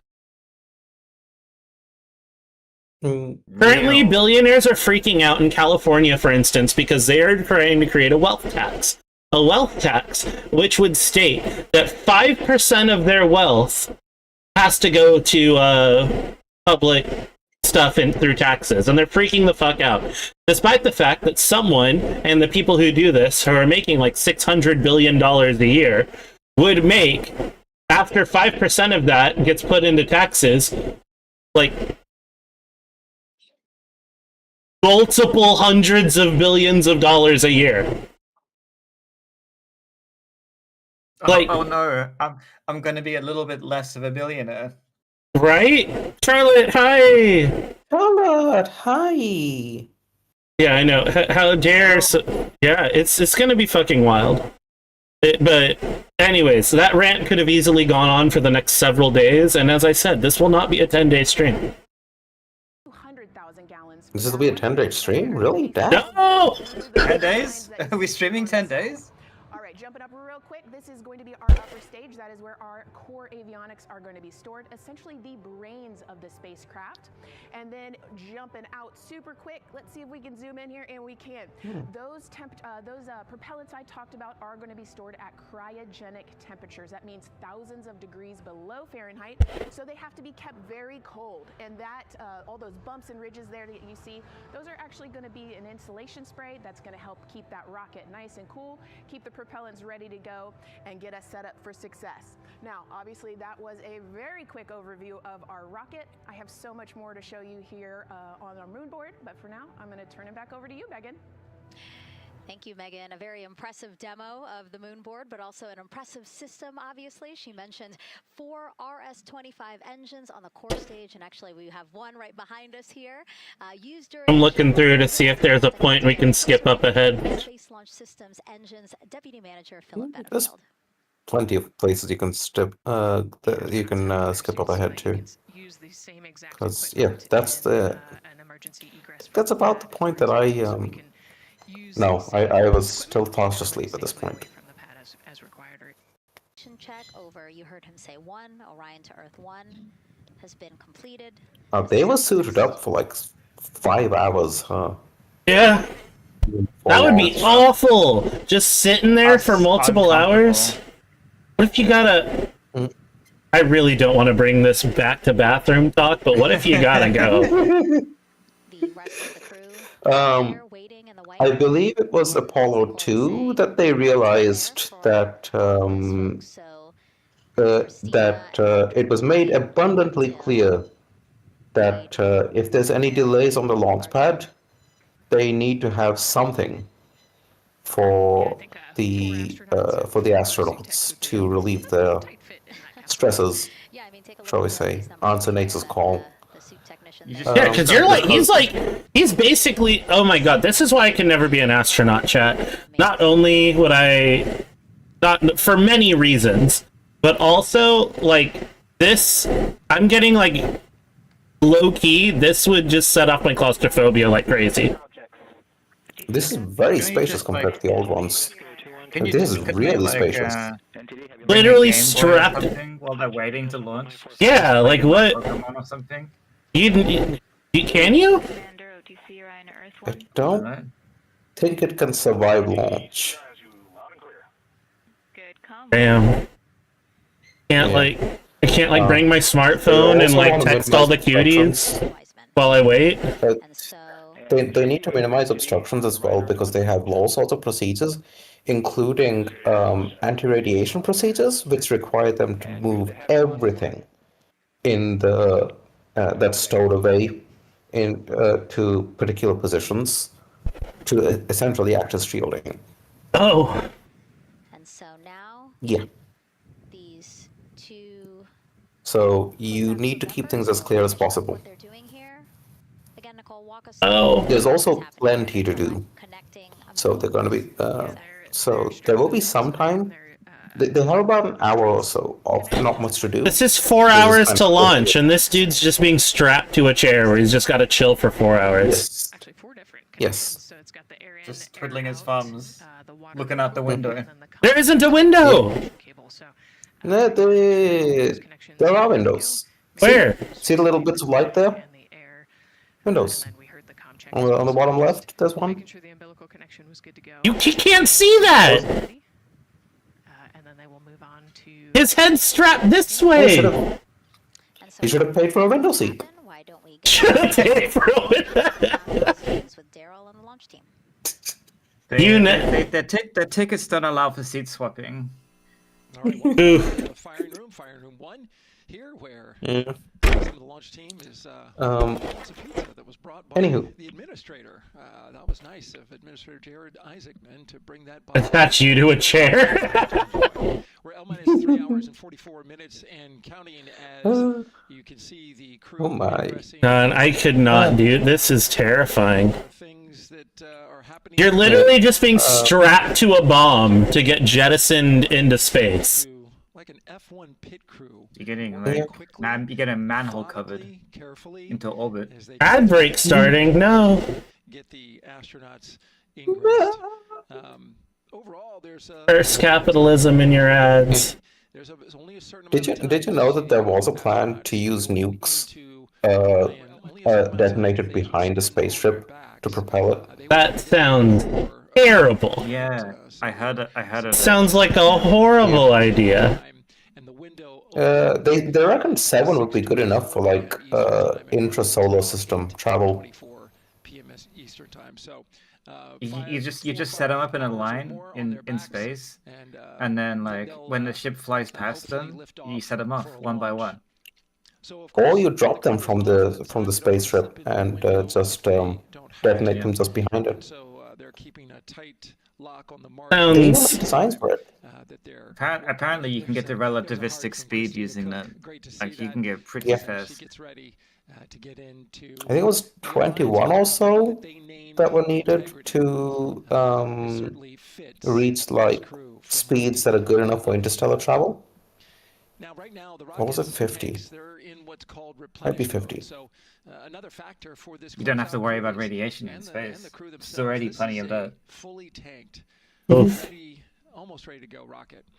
It's got all the propellant it needs to go to the moon. It's just a matter of getting the astronauts in. It said there was an ad break coming, but I don't see the ad break. The ad break is launch this rocket. As they sit there, starting soon still? Yeah, that's strange. Okay. I guess we're interesting enough that it's delaying the ad break. Yay? Oh, no, I think it just put it in auto ad, or... No, 3 minutes. Now it's the ad. Okay, it has time. Nope, now it just ran. Oh. Oh, it just ran. Okay. Okay. Welcome to Agile, everyone. No, they can't hear me saying that. Well, some of them can. Whatever. Yeah. I paid money to not see ads. Whoa. I am. Yeah, I am also too far away from anything to get ads.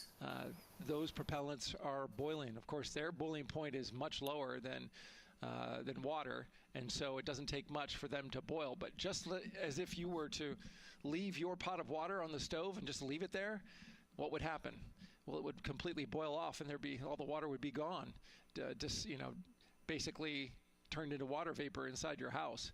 Well, it's the same case here. So we are continually replenishing the rocket with propellant, liquid hydrogen, and they're constantly putting more fuel in it. Going into Yes. the rocket. So because you see that steam sort of thing coming out? Yeah. That is the gases being expelled out.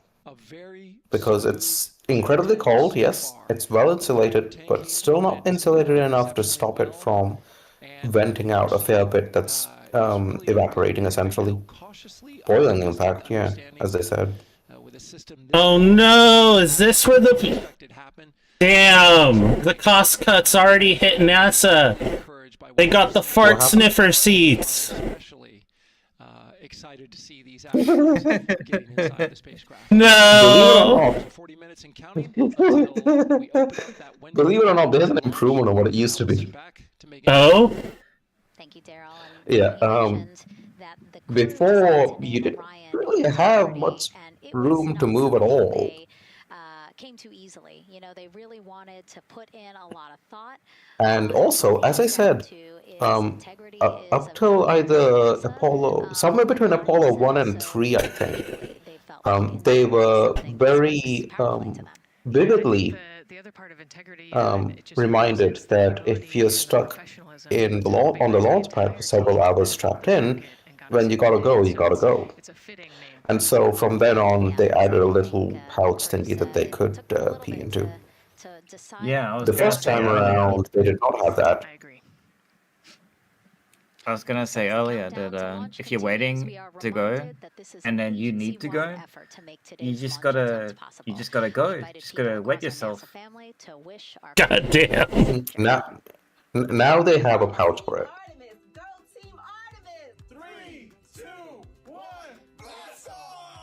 Have a great flight. Godspeed. We'll get you around the moon and home. If I had a message for the crew, be safe, to have fun, to remember that we're all down here rooting for them. I want to wish my friend and former student, Victor Glover, and the entire Artemis team best wishes and a successful flight. Have fun. Take some really cool pictures. Can't wait to see you when you get back.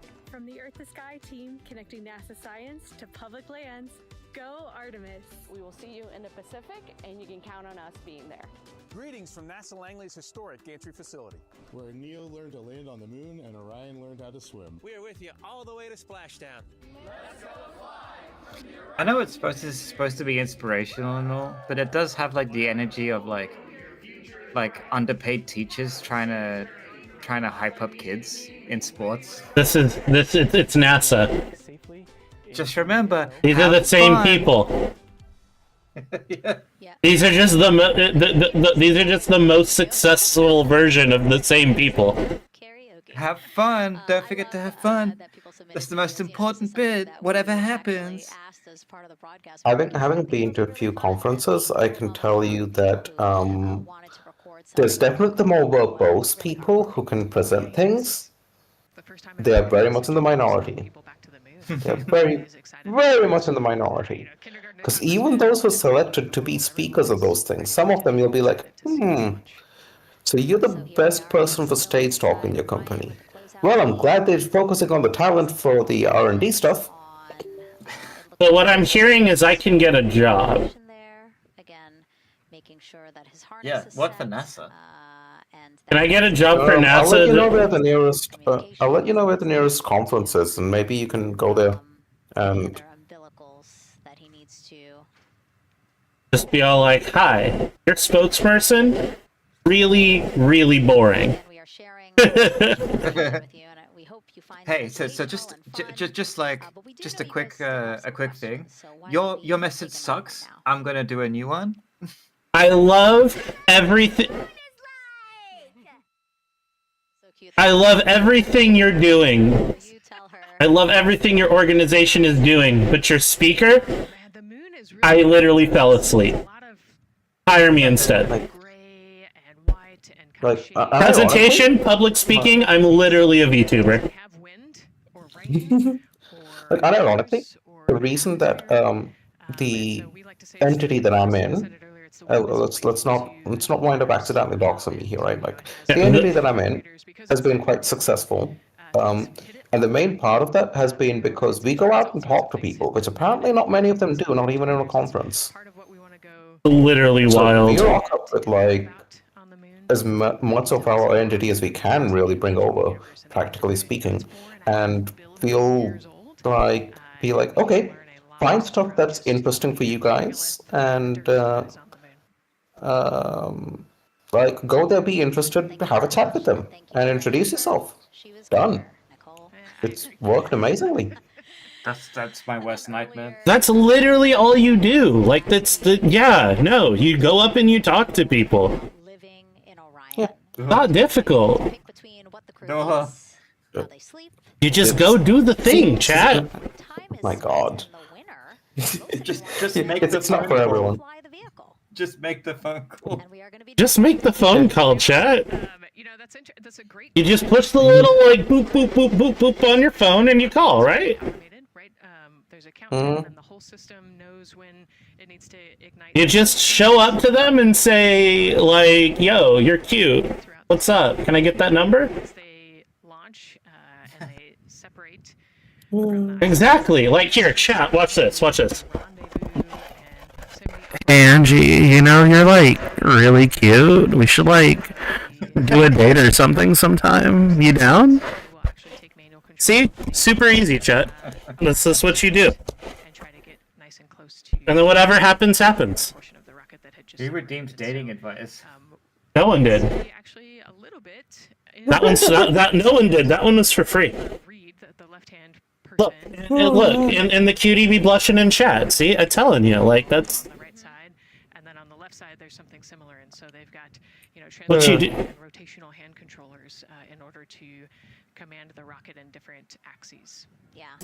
Leah gets it. Yeah. Peter said it himself. Like one thing that he's really looking forward to is piloting Orion manually. Literally, like I did. Okay, Our continuous coverage again.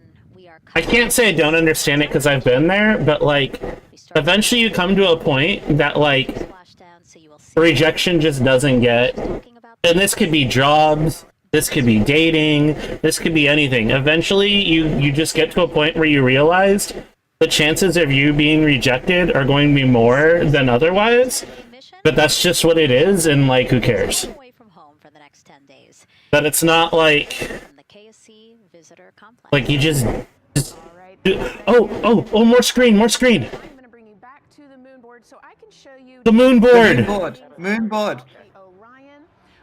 Obviously, it is going to be very. I'm shutting up now. We need the moon board. SLS rocket, very complex, like I mentioned, over 355,000 pieces. So let me show you a couple key components, starting with these three fairing panels right there.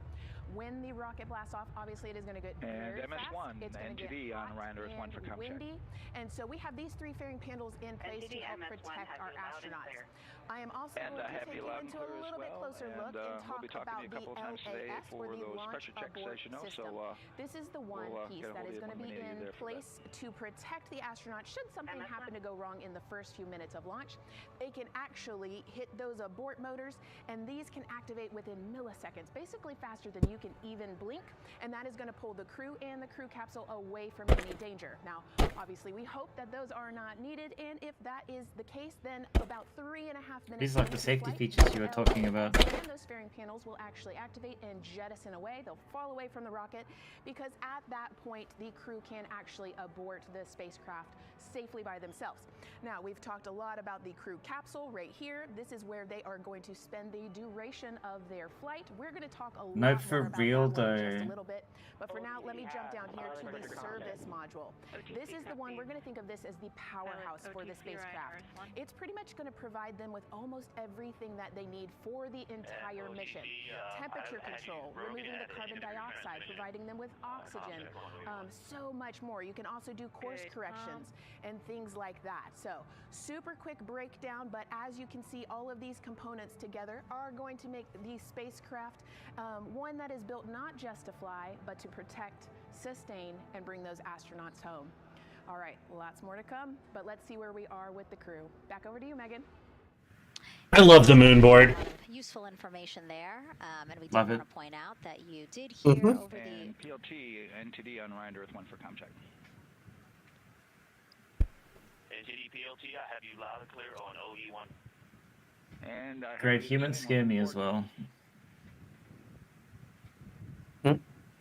And so, again, we are now hearing mission audio loops, specifically the Orion to Earth 1 loop, the communication channel for the crew.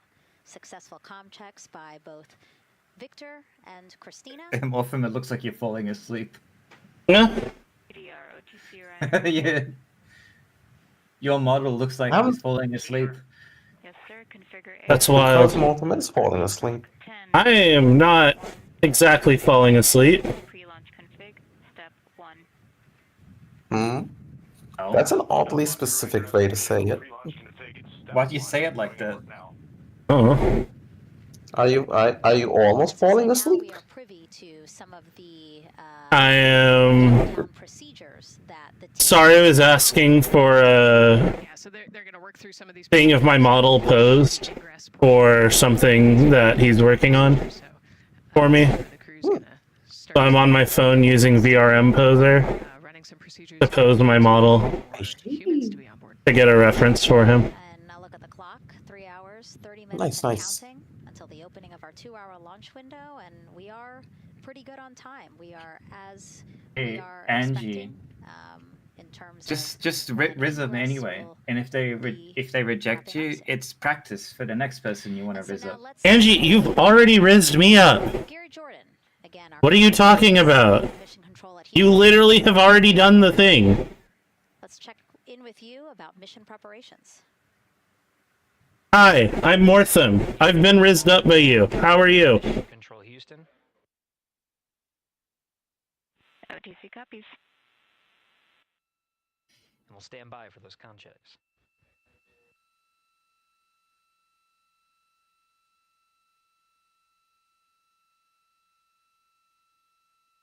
Hey, Grave, I would say that's me as well. I would wait for people to riz me, but sometimes I accidentally riz people without realizing I'm doing it. Mm-hmm. And again, we're waiting for those comm checks. We did confirm. In the meantime, I don't think throughout all this we wound up telling what on earth Artemis 2 is actually doing. And I think we've skipped the bit where they say that in the stream. So, while they do more comms checks and check that radios 1, 2, 3, 4, 5, 6, 7, 8, 9, and 10 are all working, etc. The point of Artemis 2 is to have the crew capsule do an orbit around the moon. Just a single loop, actually. I don't think they're even going to stay in orbit necessarily, but they'll do a loop around the moon and then come back. I copy that. So that's going to be 6 days to the moon and 4 days back. CDR. PLT. MS1. MS2. And this is in preparation for Artemis 4, which would be a landing on the moon if all goes to plan.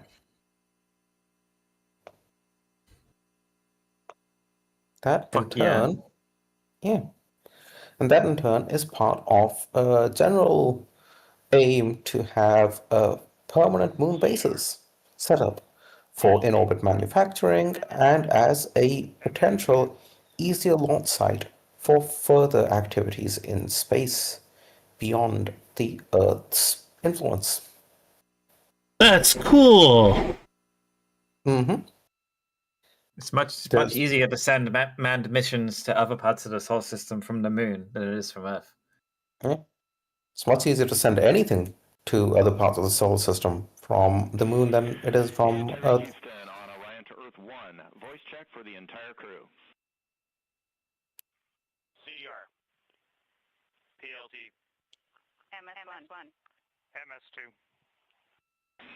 Houston has all 4 crew loud and clear on OE1. Stand by for 2.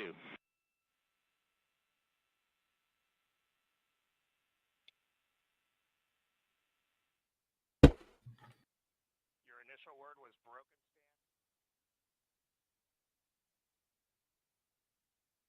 stand. MS1. MS2. Four crew, loud and clear on OE2. We'll use one for the default. Houston out. Wait, we're making moon bases? Yeah. It took you, what, 4 minutes to... Satellite hearing? It took you like...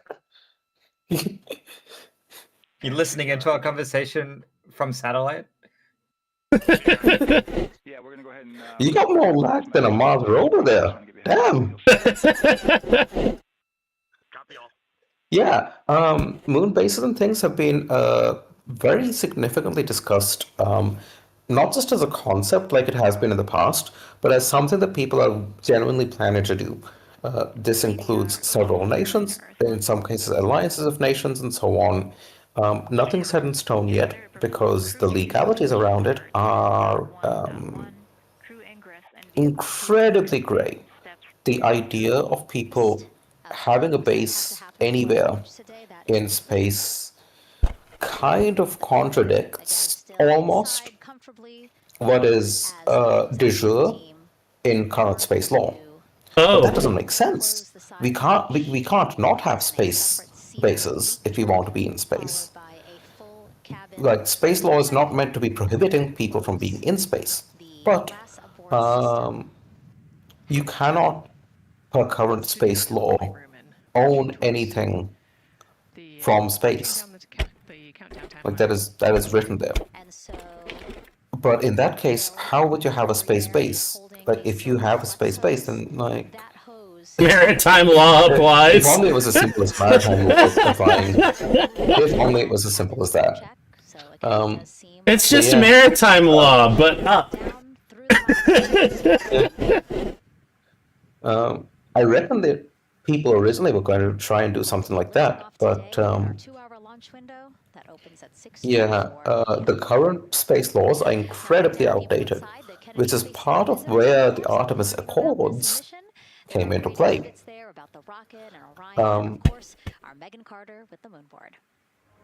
The Moonboard. Moonboard. That checklist is going to continue during the mission as well, as there are several vital objectives that we are hoping to accomplish with this mission. So we've talked about the rocket, we've talked a little bit about Orion. Obviously during Artemis 1 we had that test flight and there were no humans on board. That is our one big difference for this one, and we are going to have that crew this time. So what are they going to be up to during this mission? Let me tell you just a little bit. Now, for Artemis 1, like I mentioned, we were really focused on the SLS, making sure it had the power and capabilities that we needed. We were also checking out the Orion spacecraft in deep space environments, making sure that it was good to go. Now, for Artemis 2, we are going to be taking the testing for Orion to the next level by adding that human component. So, those test objectives are going by adding that human component, otherwise known as strapping some people to that rocket. to start yes. before launch, like you mentioned. Make it a band crew immediately.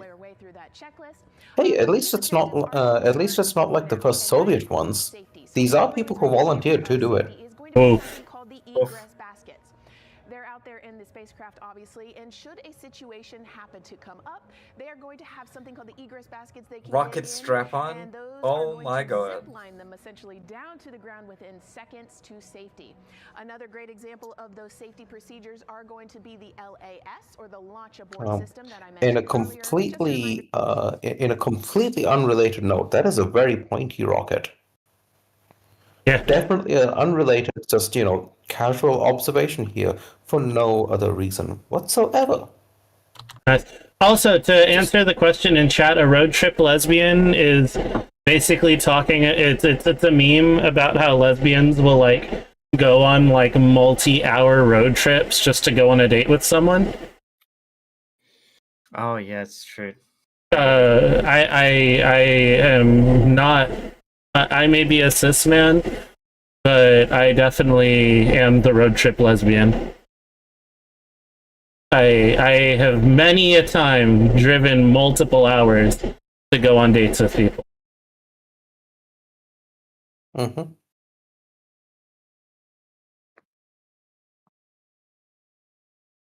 Which is why I'm very mad at current oil prices.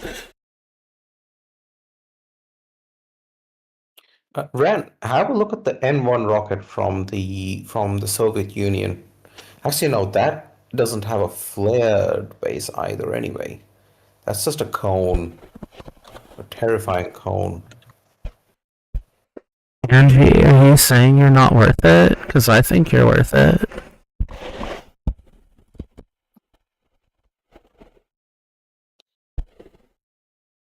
Multi-day road trip just to hold a lady's hand? Absolutely worth it. Not like I have work to go to.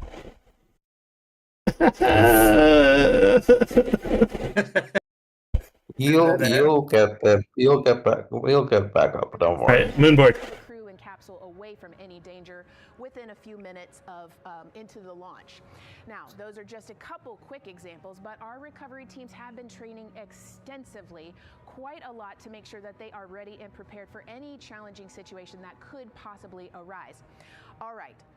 Several other objectives that we are going to be looking at are also going to be communication checkouts. That is going to be vital. I know we talked a little bit earlier about all the maneuvering that they're going to be able to do, but we want to make sure that they have full communication ability from space to ground so that we can fully support them here. We are also going to be checking out those life support systems.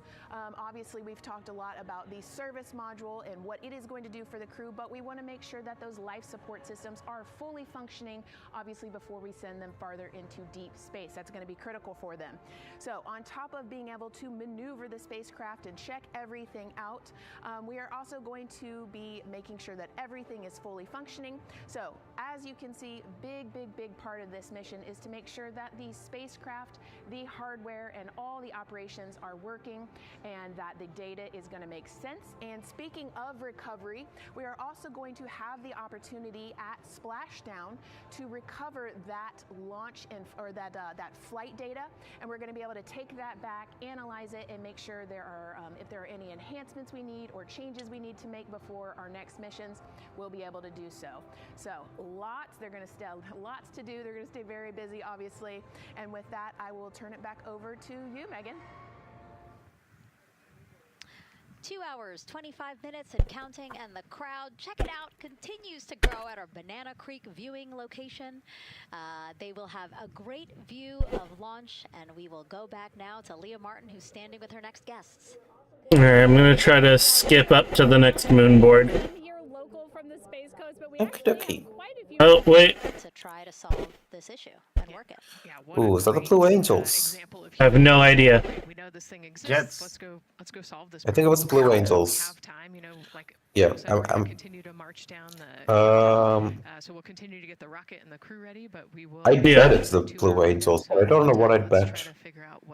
What will be a fun thing to say? Like, I saw one frame of it basically, and I'm saying it's Blue Angels. Sure, yeah. So anytime that we don't talk about the Red No, Angels. no, you're talking about the Crimson Angels, and that's the mutual aid group that ran and founded by Curtis Sliwa in New York.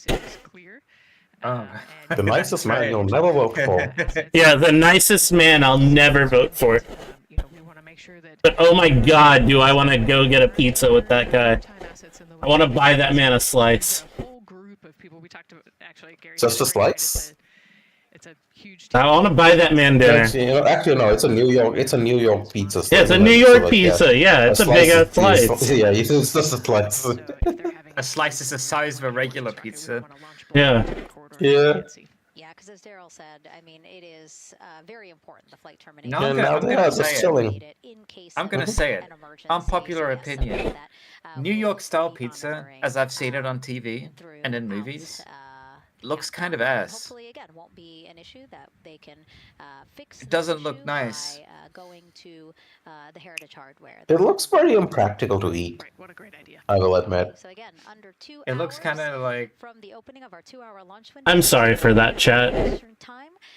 That was a horrible thing, Dottie, so I'm joking. I'm so sorry, Dottie. Oh my god. Oh, I see how it is. Wow. To me, And now we know what Mortham feels most strongly about. Looking out at the moon and whatever phase it was in, and I was thinking, man. Look, New York pizza and New York hot dogs. Okay, amazing. Well, the hot dogs look amazing.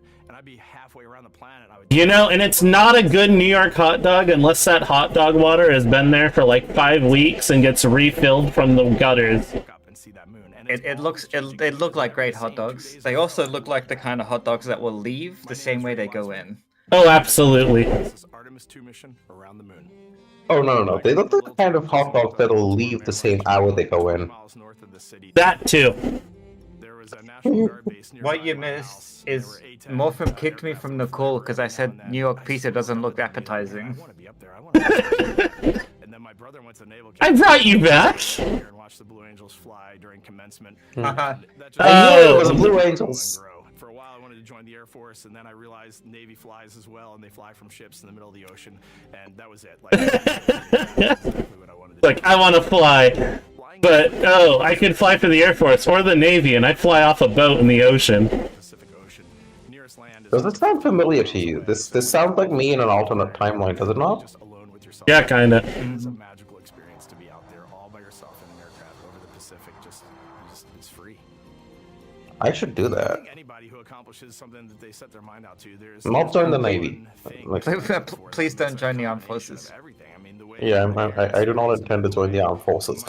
I did get the opportunity to actually. Like I was there's something I feel I can tell because it's anonymous enough, but like I did get the opportunity to be a warrant officer because of my qualifications and stuff. Oh. I decided against it because I felt like it's gonna restrict me on other options. Fair. Oh, thanks for the hydrate, Spooky! Hi! Spooky! Oh my god, it's Spooky! He's a spooky! He's a little spooky! Spooky's so cute, chat. Honestly, would shout out Spooky, but like, also, like, I'm pretty sure everyone here already follows Spooky, right? Yeah, fuck it. Shout out for Spooky. That's been the biggest challenge by far I've ever had to face. It is not easy being an only parent. Chat, go follow Spooky. Spooky is amazing. This is something that I think about every single day. I'm very proud of the work I've done. I haven't always done it well. But Have a good eat run. Night-night. Night-night. Wonder what it's gonna be like when we are really far from Earth and can see it. Love you too, Ryan.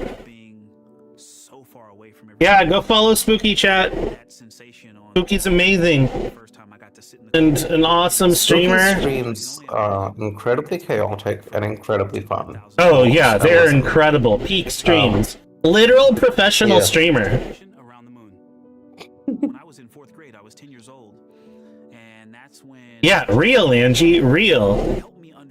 I wish I could be like a quarter of the streamer Spooky is. Right, like these are the people that we want to be, and that just gave me an easy thing to strive toward.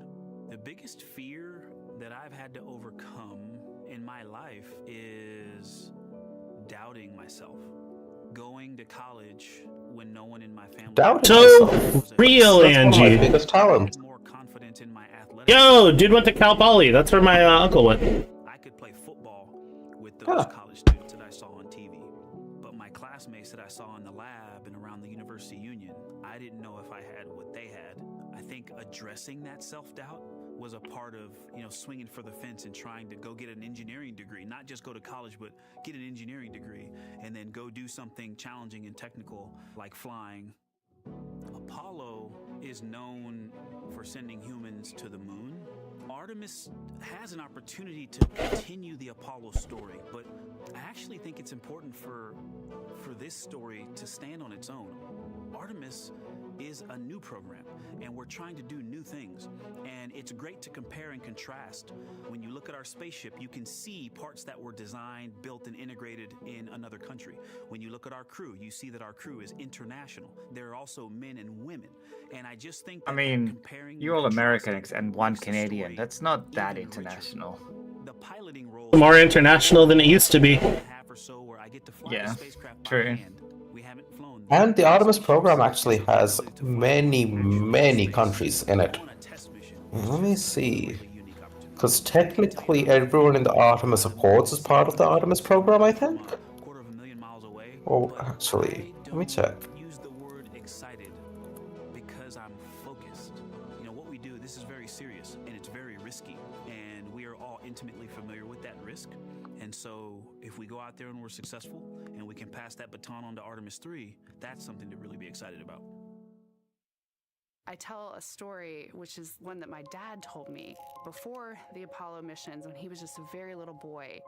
He was looking up at the moon with his mom, and his mom said to him, "Don't worry, Ronnie, we'll never get there." Fast forward maybe 70 years later, it's his daughter that's actually going there. And I think that long arc is something that we can all learn from. The idea that the seemingly impossible becomes possible if you just believe in it and are willing to work hard and come together to achieve it. My name is Christina Cook, and I'm a mission specialist for NASA's Artemis II mission. That's not how you spell Cook. When I look back at my dreams as a kid, I definitely never thought I would actually get here. I was very pragmatic. Even though I'm a dreamer, I knew that the odds were way against me again, so I might as well do something I'm loving in the meantime. I definitely loved science and math in school and, did pretty well in those things, but I also loved being active. I was always outside. I loved things that made me feel small. I loved looking at the night sky, oftentimes between the pine tree branches, or I loved the ocean. North Carolina also has mountains, and when we go there, I just loved the vastness of all of those things. I loved how they made me feel and what they made me think about, and the vastness of the universe and how much out there was to learn. I'm drawn to exploring. I'm drawn to challenges that involve both mental and physical. And ice climbing? Holy shit. Wearing a whole lot of equipment and in a harsh environment, and that's just something I've carried with me ever since I was a kid. Thinking about the fears or challenges that I've had to overcome, there are just so many. I mean, basically, it's just been, that has been the journey. I always say to people, do what scares you. And that means I have to follow my own advice. So doing what scares me. Do what scares you. Stream for 10 hours. 10 days. I'm not streaming for 10 days. Oh, I got a meow redeem. I love this. Not a cat boy. I've heard it so many times. I could never get used to it. Like, what? I know for a fact it's not a soundbite of an actual cat, but that's the only reason I know that it's not a soundbite of an actual cat. On the moon. Every single person has looked at the moon their entire lives. We see the same moon. That's something really special. It's just the epitome of a symbol of something that's in each of our hearts, but that's also represents exploration and reaching. I have Good night, very Angie. distinct memory of seeing an image of an astronaut standing on the moon. It's burnt in my brain because I went back to it so many times in my childhood, and I would look at that image, and Looks, I know it had the Canadian jaw. that humans had walked on the moon. My name is Colonel The Jerry Canadian Wilson. and the I'm jaw. an astronaut with the Canadian Space Agency, and I'm a mission It's got a specialist. sad name as well. Artemis II mission. He does. He does. Elementary school years, I grew up on a farm outside of London, Ontario. I spent as much He had a time chin as a kid as well. Look at him. on the farm. Yes. I learned the value of hard work, for example. If I wanted to go to work, Real. it was going to be a long day, and I was going to have to not complain, or I wasn't going to get to go the next day. I had a treehouse. I had a vivid imagination, and I changed my treehouse into a spaceship. I made all these dials and controls. I had circuit breakers for switches that I found in the barn, and I was exploring space in my imagination. The most important thing I did to get to where I wanted to go in life, which was flying fighter jets and eventually becoming an astronaut, is I shared those desires with other people. And it turns out, just like you don't go to the moon on your own, if you could, I would have done it a long time ago in my treehouse as a kid. You have to go as a team. I think the biggest impediment to achieving my goals was, of course, myself. And I think that's a common human experience. There are many times where just little things would get in my way, and my immediate interpretation of that was, well, now that goal is out the window. You know, people must have lifted me back up, and somewhere in the back of my head, that persistence came through. And I think that's a common human experience, to doubt ourselves. I've come to this, I guess, realization that I believe that we all have gifts to contribute, and the goal is to figure out how to use your energy towards adding positively to humanity's existence on this planet. But I love it when humanity sets big goals, like sending humans to the surface of the moon with an eye to eventually going to Mars, because when we do that, we can bring together genius from Why not just though? even in one country, What is but this around the obsession with world. Mars? I've also learned from my indigenous mentors that they refer to the moon. Venus is harder to populate, You've probably heard of Mother Earth. and Because Grandmother Moon is responsible for the Europe is a weather little bit chilly, just like the moon. and other places are really, really far away.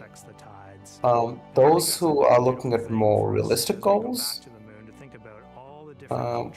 want to go to Mars not as a permanent next stop, but as kind of a stepping stone of let's learn how to live on other planets so that we can learn to go very far away to live somewhere that's more habitable. 38 minutes and counting until the opening of the Artemis 2 launch window today, 6:24 p.m. Eastern Time, and we are looking Generally a at positivist, kind of like dreamer sort of thing in my opinion, and I don't exclusively consider it a bad thing, frankly.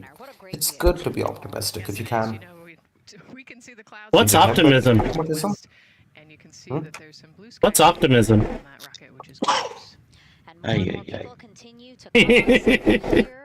It's also optimism is also known as naivety. With special passes to come on center. Oof. That's where it needs to be tempered with that's where the optimism needs to be tempered with pragmatism. Tampered. I'm good at tampering my optimism. Oh, I gotta hydrate. All right, and have a good night, Angie. Good night. Right of us, so camera left. No, sorry, the right of your screen, left of us. Plenty of other people there. Welcome. To give you an idea of how far back we've started this stream, I was still asleep at this point when I watched this live. To see everybody wanting to share in this. So that being said, as you know, I was pushing it to be able to be up for this stream in the first place. I think it's important to share this message with the whole world. Yeah. Oh wow. What time is it for you guys? Oh damn. It's 11:17 for me. We have this shot here from the U.S. Space and Rocket Center in Huntsville, Alabama. Oh man, look Yo, Alabama. Museum of Flight, Seattle. It's 2 o'clock in the afternoon for me, so you know, like 4 hours past my bedtime.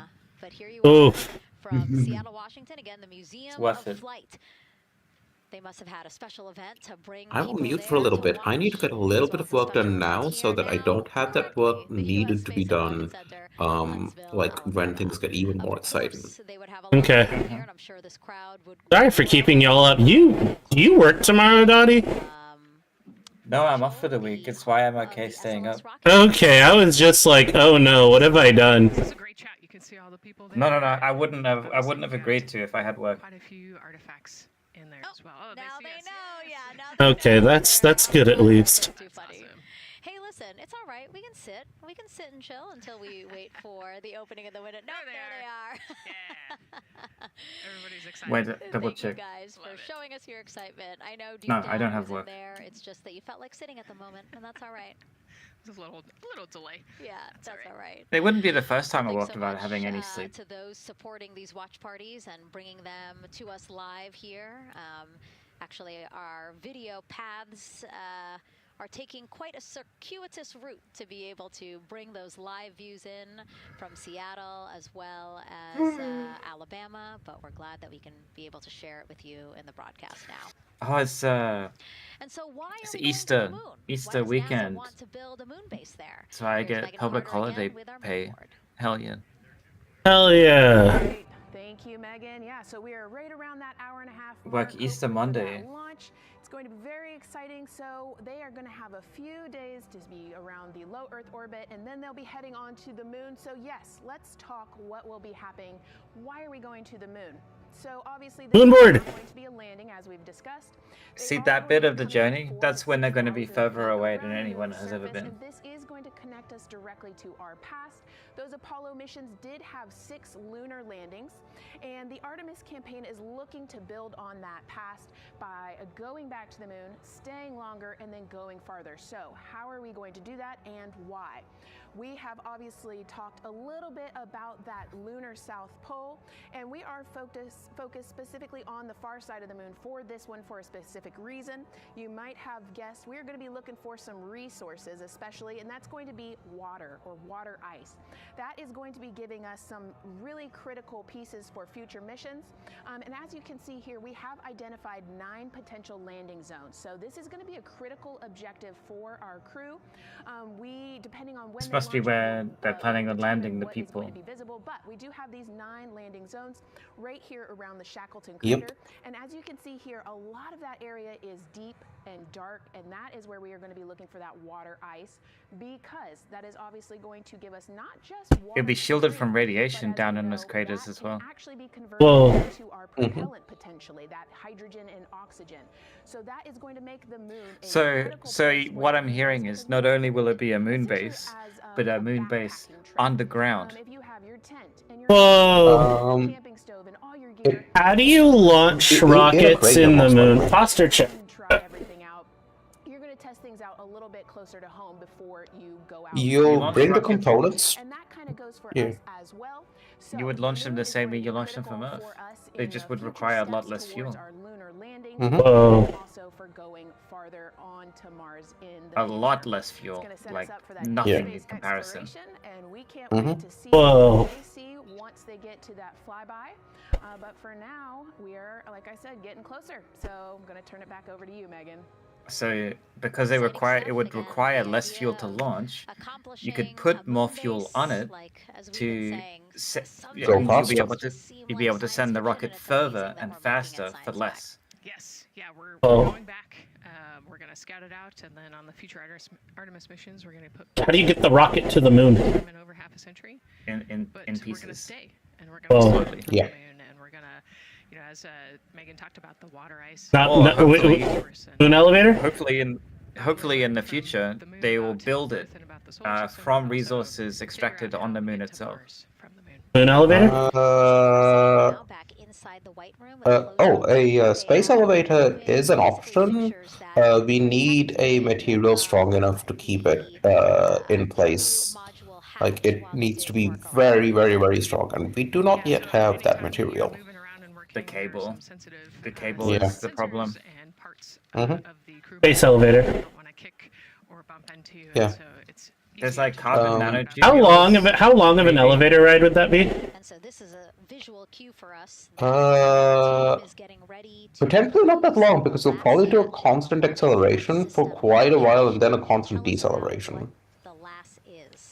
Yeah, so launch abort system. But it's going to be a lot longer than a rocket flight, because you don't want to be like, you need a nice in between. Let me try and get a rough idea. Actually, I don't think I would ever want to go on a rocket launch, but I would go on a space elevator. I heard it could be like 6 hours or 6 to 12 hours to get all the way to the top of one. sounds Theoretically. about right. How high would they be? Oh yeah, because they're going all the way up to you're going all the way up to geostationary, aren't you? No, you're going further than geostationary. Yeah, it'll take like 10-12 hours easy, minimum. Whoa.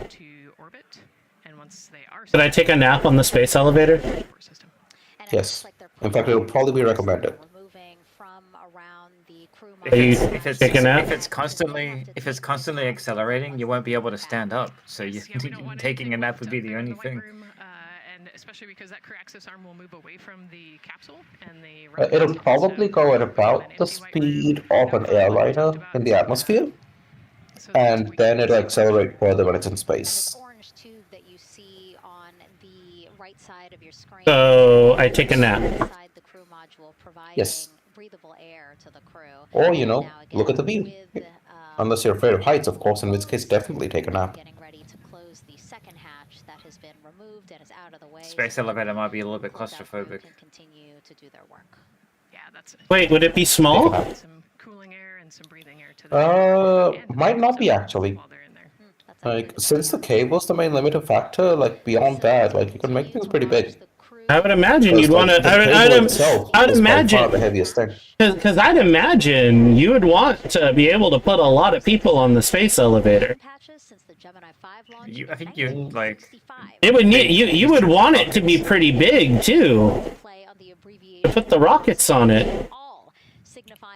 The space elevator, by definition, will be pretty strong, just because, like, the heaviest thing that the space elevator needs to keep up is the space elevator cable. Okay, the Artemis 2 logo is really cool. Oh, they always do really well with the logos. Damn, this is like dope as fuck. There's like a nightmare scenario situation with a space elevator as well, and the reason why. The reason why they need to find this magic material to make the cable out of, in the nightmare scenario, is if there's an accident or an explosion on the space elevator, and if that cable falls to the planet, I feel sorry for the two astronauts in the fart sniffer seats. The damage from a falling space elevator. Wait, this person's got their whole ass iPad there. Yeah, they're That's an electronic flight bag. It is not quite an iPad. It's not going to have. It does not have Angry Birds on it, and definitely doesn't have a gacha game. You telling me I can't play Mahjong Soul on my leg iPad while I'm waiting? No, you cannot. So sad. Yeah, like if a space elevator fails, it could whip the planet and cause a lot of damage. Wait, it could what? Whip the planet. If the cable falls. What do you mean by whip the planet? You have a giant cable that's under tension. If it breaks at any point, the main tension thing is going to be lost, which is a giant counterweight essentially that's the other side of it. If that happens, you're suddenly going to have the thing fall, and that is going to be gigantic and extremely heavy. Oh no. There's a lot of damage. And it's also already something strong enough to be made into a space elevator. So it's incredibly strong. And you're just about to have that slam down onto Earth from orbit. It's such a catastrophic failure potential that it makes people worried about building a space elevator. A little bit more real that you're going to be launching soon. Oof. If they solve the cable, finding the material to make the cable. Again, we talked a little bit about this before. Which like I've seen people talk about carbon nanotubules and stuff like that. Look for teams who are remotely watching these operations closely. Again, verifying that things are as they should be before the crew starts. The closeout crew starts leaving the White Room. You see them tethered to the inside of the White Room, because obviously now. So now there's no longer a way for the astronauts to walk out from the from the rocket. Oh. An astronaut afraid of also, yeah. The majority of astronauts in the NASA astronaut program are afraid of heights. Closer to the opening of our what? Launch window at 6:24 p.m. Eastern Yep. time. They said so on the I had the stream. same reaction. What? Finishing up those last couple of things Yep. they have to do before leaving the White Room and then leaving the pad. What? The four I had Listen, the same reaction. members inside the spacecraft. Listen, there's no greater a motivator for not falling than being afraid of heights. This plan is flawless. Sometimes it's just a sensor issue, sometimes it's a battery issue, so hopefully they figure Listen, it out quickly. There's nothing more high than space. crew inside. Yeah, and you don't want to fall. A fear of heights is usually a fear of falling from a great height. You want to not fall from a great height. Well, once you're in space, there is no height. Height ceases to exist once you get into space. Yeah, we'll not talk about the fact that being in orbit feels like you're constantly in free fall. That's what it is. It's because it feels like that because that's what it is. More than 300 science experiments in areas like human physiology, medicine, physical science, Damn, that's terrifying. physics. They actually set a Yeah. milestone for I was going to say something else again, I've forgotten. 82 research hours in a single week. He also served as chief of NASA's astronaut office from December 2020 to December 2022. His 2 daughters were out to wave goodbye to him as he. All right. Do you think we're good to bounce up to the important part? Yeah, although I do want to make one quick joke first as well. I saw this as well. Yeah, the Navy needs to recruit people who can't swim, because there's no greater motivator to keeping the ship afloat. He's also True. he's wicked smart, but has a demeanor that keeps everybody calm. And Oh, wait, there's another moon board. Milestones to come as we Moon continue the board. countdown, but we'll be right back with you during the ascent phase. That man has seen the dark side of the moon in his dreams. Send it back over to you Yeah. at the Space Coast. Thanks so much, Gary. Under 37 minutes until the opening of our 2-hour launch window, 6:24 p.m. Eastern. I've never been more excited for a time. But why don't we send it back over to Megan Carter with the moon board? Moon board! About what happens after ascent. Absolutely. I am definitely also getting excited. Things feel like they're starting to pick up a little pace here. A lot is about to happen within the first 10 minutes of launch. Why is it really spirally? What happens after those first 10 minutes? Let me take you over here to my mission map so we can kind of Go first to the moon board. Let me explain a few things. So, our main They orbit around the Earth a few times before they go. and that is essentially where the rocket's They need to go job is faster. done, and it is then going to turn the propulsion duties over to our ICPS. That stands for Interim Cryogenic Propulsion Stage. Don't try and say that too many times fast. But the ICPS is going to be right here, and that's our in-space propulsion. About 50 minutes into, after about 50 minutes into launch, it is going to conduct that first burn, and that's going to be the perigee raise maneuver. Essentially what that is going to do is going to raise the spacecraft from a lowest point of Earth just a little bit higher into space, and then they are going to conduct that nice path that's going to set them on that nice circular path around the Earth. That's when they're going to start to be able to really check out the spacecraft. The Orion spacecraft is going to be able to, like we've talked about, be maneuvered by the crew. They're going to check out those life support systems, and communication checkout's going to be vital at that point as well, obviously. Then they will be conducting that another burn, and that's going to raise them just a little bit higher again.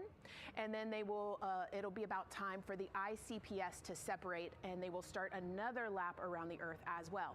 Now, the ICPS, but even after it separates, its job will not be done because they will have the opportunity to conduct something called the Proximity Operations Demonstration.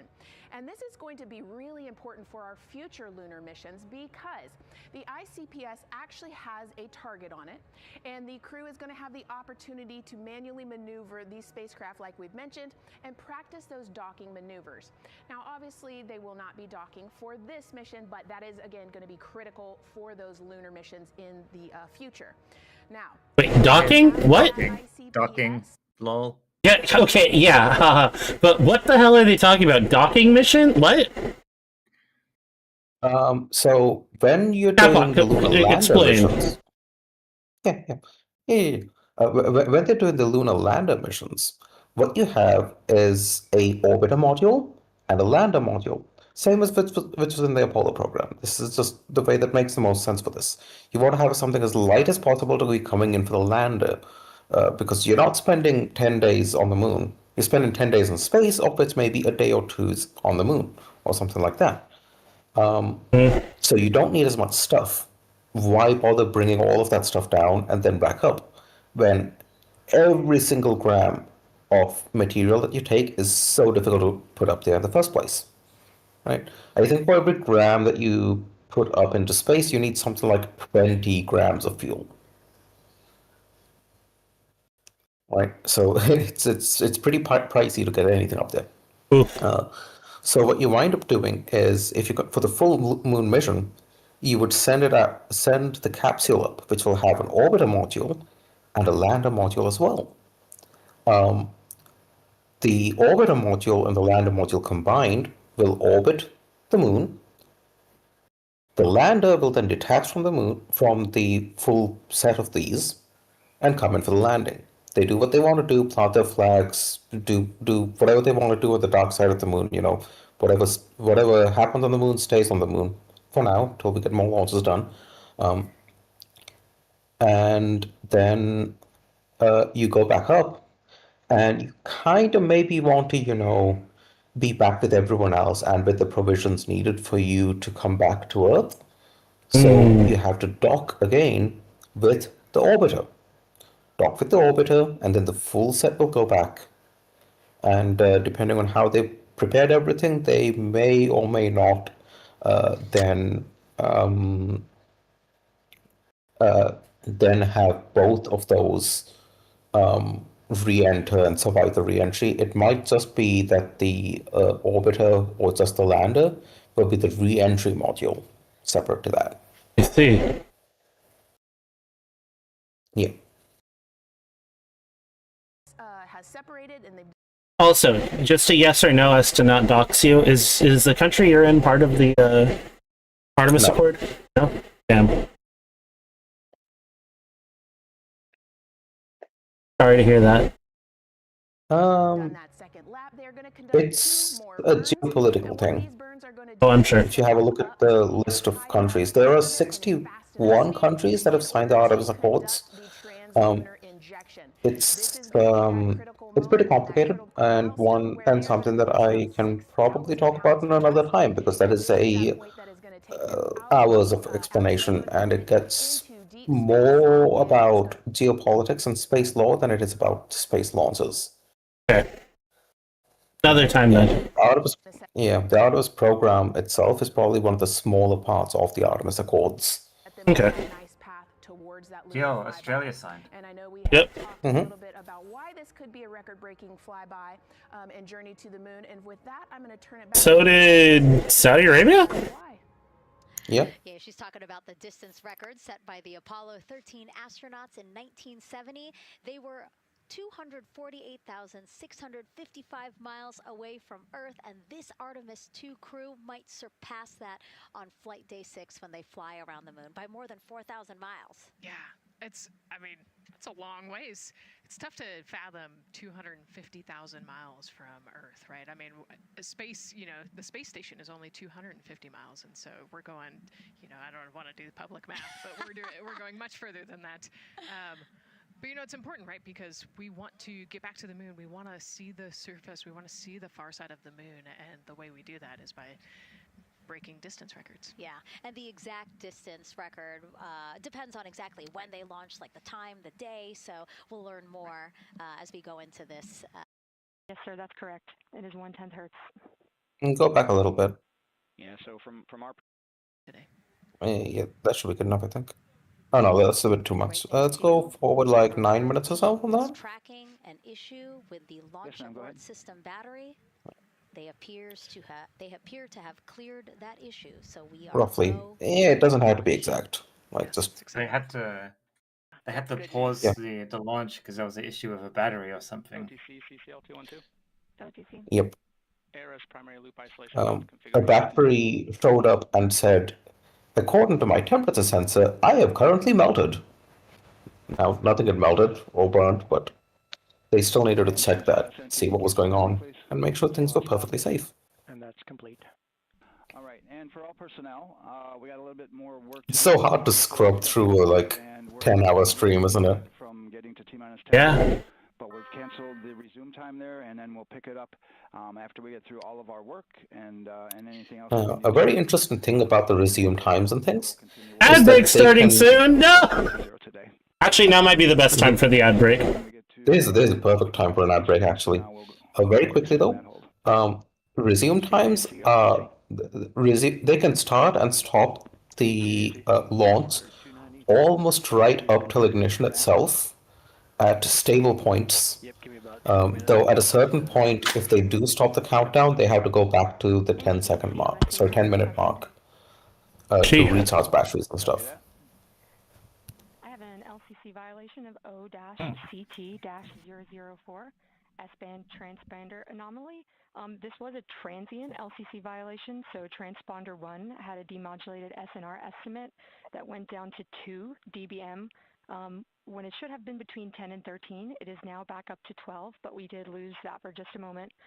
It does not appear that we lost our bit sync or carrier lock, which would be indicative that we lost our lock with the vehicle.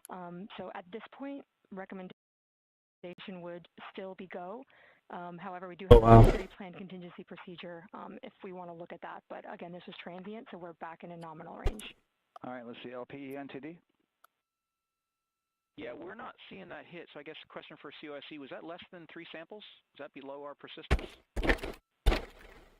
Stand by, let me look. It did look like it did persist for several seconds on mine, but let me take a look at the number of samples. Could I get a repeat on the affected LCC, please? Yes, ma'am. That's This was the reason that they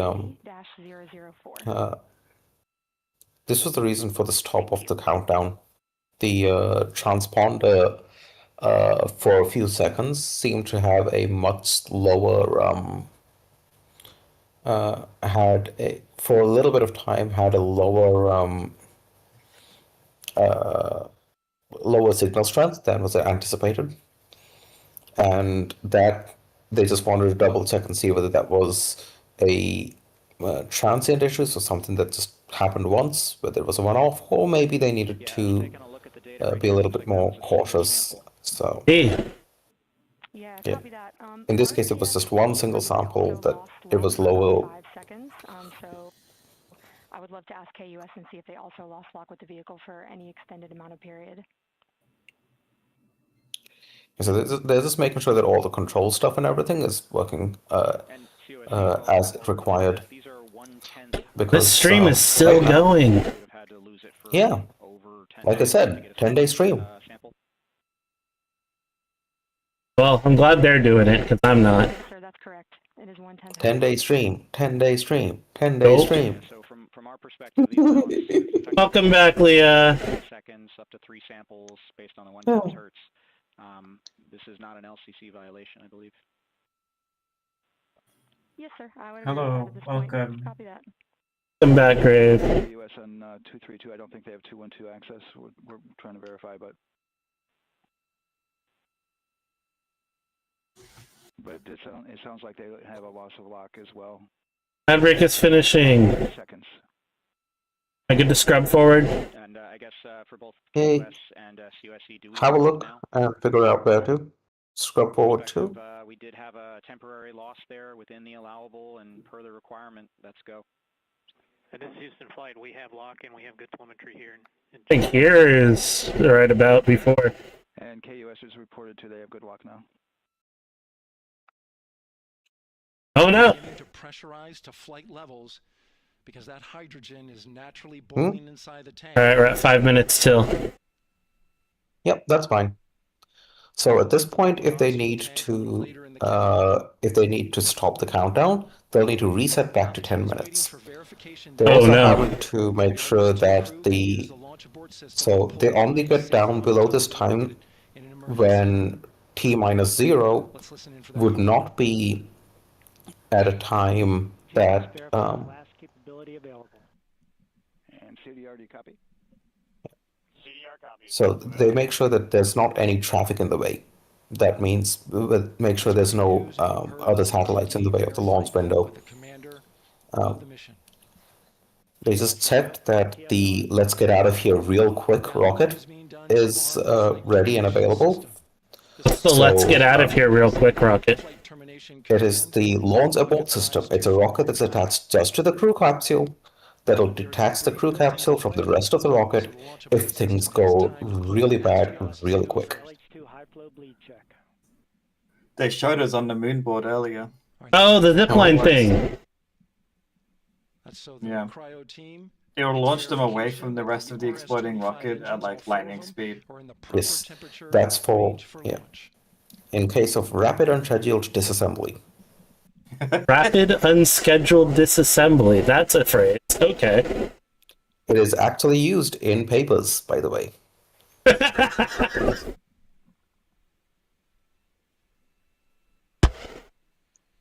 God damn. Is it not wrong? Not wrong. Is it wrong? Is it wrong? Brave wants to eat the moon board. Are we allowed to eat the moon board? Yes. Crunchy. Crunch. Tastes like LCD screen. As long as you leave the memory modules intact, you're fine. That's true. We can't afford to eat that shit. Really taste that plasma burn. We can't afford to we can't afford to eat the memory modules. It's too expensive. A grand day out. That's the real moon mission. That is the real moon mission.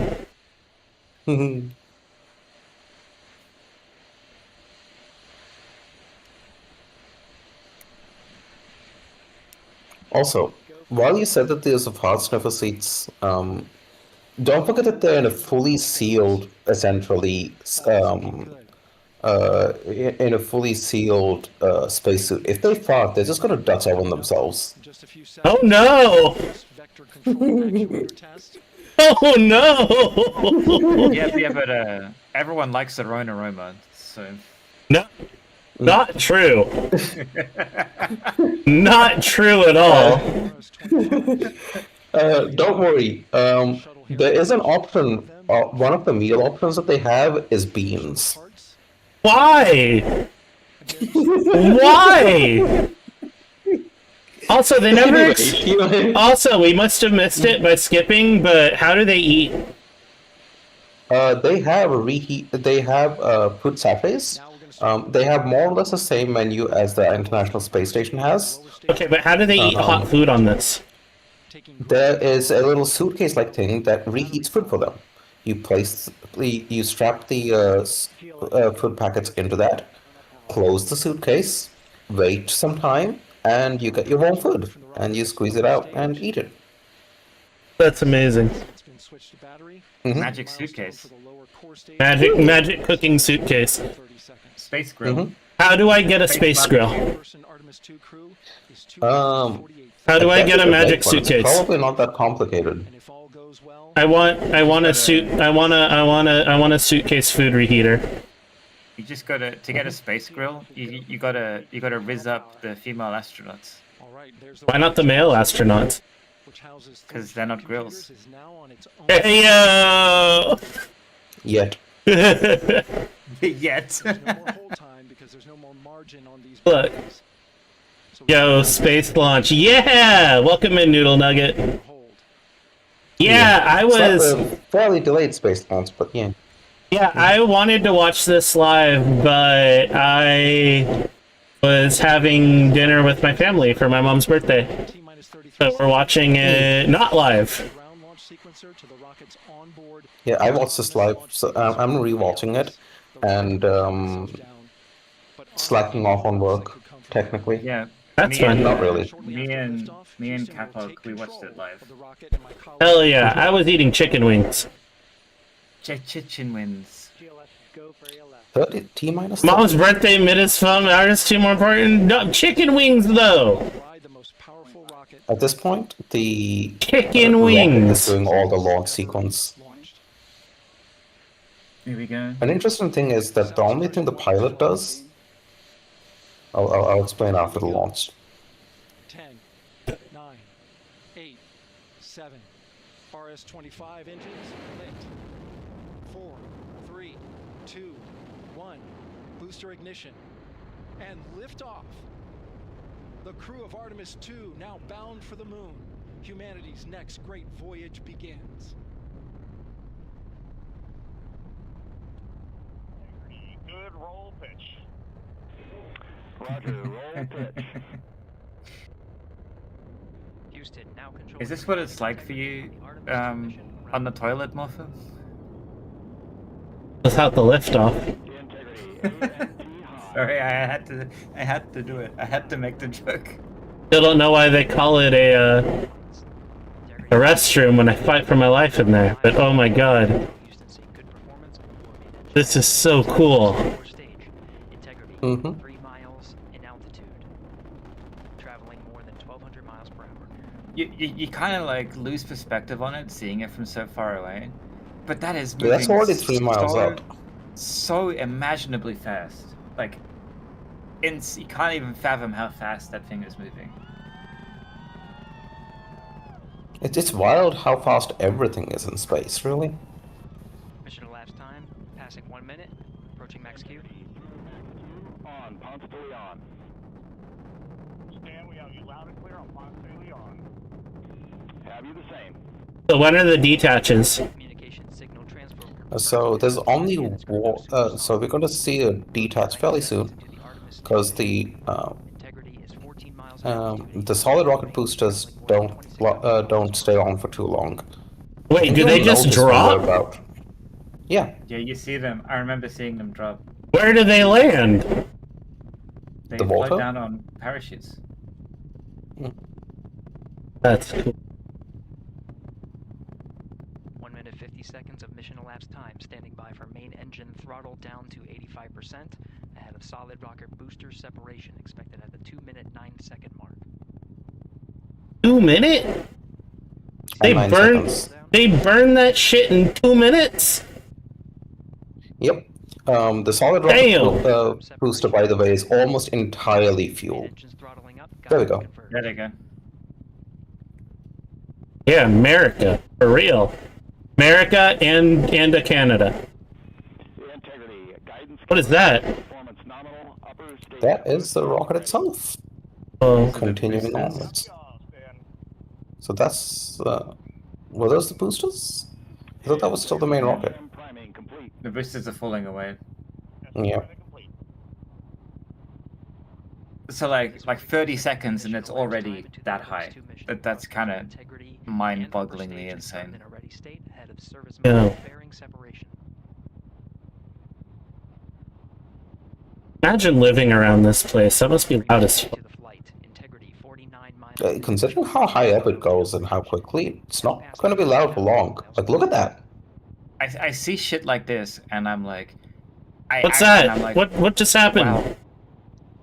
Wow. That's just some fairings that they don't need anymore. Those are the coverings that protect the crew from heat during launch, which are no longer needed. They're just like, fuck it, don't need this shit, get rid of it. Yeah, why drag all of that further up? When I watch stuff like this, I'm like, holy shit, I actually do live in a science fiction novel. Like, humans can do this? That's fucking insane. Well, I mean, of course you live in a science fiction novel. We literally live in a cyberpunk dystopia. It's only okay, I mean, we should at least get some cool stuff every now.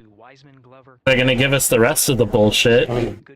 There's not even counting ion drives, solar sails, and the warp tech that people are trying to figure out. Well, and let's not forget nuclear fusion. Solar sails are so cool. Oh god, nuclear fusion's gonna be so cool. Mm-hmm. Yeah, but motherfuckers are gonna use it to boil water.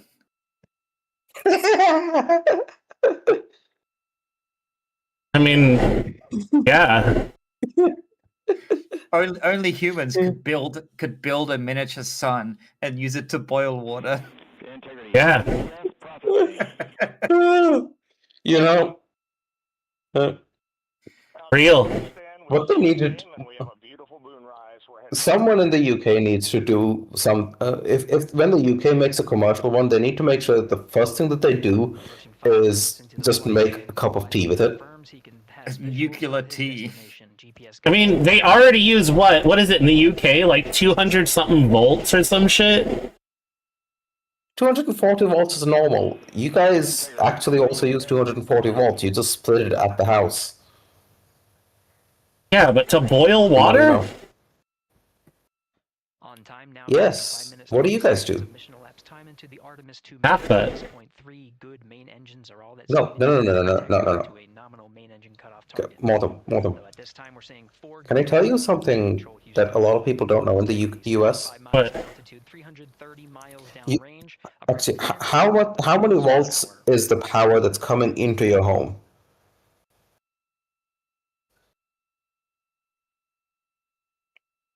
It's 240 volts. Yeah, because you have a 240 volt plug for your dryer. Mm-hmm. The clothes dryer uses a 240 volt.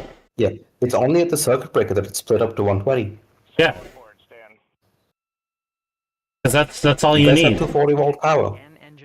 Yeah, but that's all you need is 120 to run your regular electronics. You're Regular barely electronics. able to get 1,000 watts with that. Like, we can gladly have microwaves that do 1,600 watts. You know how quickly you can make 1 minute rice at 1,600 watts instead of 1,000? You can save 15 whole seconds. Why does that matter? Time is money. To quote Technology Connections, you can, but why does it matter? Oh, Greg wants to eat the demon core. I want to eat the demon core too. You gotta make sure you keep And it it'll propped feed you open for the with a rest of your screwdriver. life. Keep it. Don't let it drop. Keep the screwdriver inside. Whatever you do. minutes of mission elapsed. Screwdriver, I'm gonna use a fork. Throttling down as we approach the abort once around option. This is so cool. Milestone at the 7-minute 30-second mark. Now 84 miles in altitude. And from here on, there's not really too much going on for the next quite a while, actually. 10 days. I'm not doing a 10-day stream, chat. The next burn is at, I think, the 40-minute mark or so, but like it's, I think. Well, it's about to give us more. And it'll only be CGI from that point onwards, because like you don't really get very good signal, surprisingly enough, from there. All right. In that case, do we want to jump up and see what we're looking at live right now?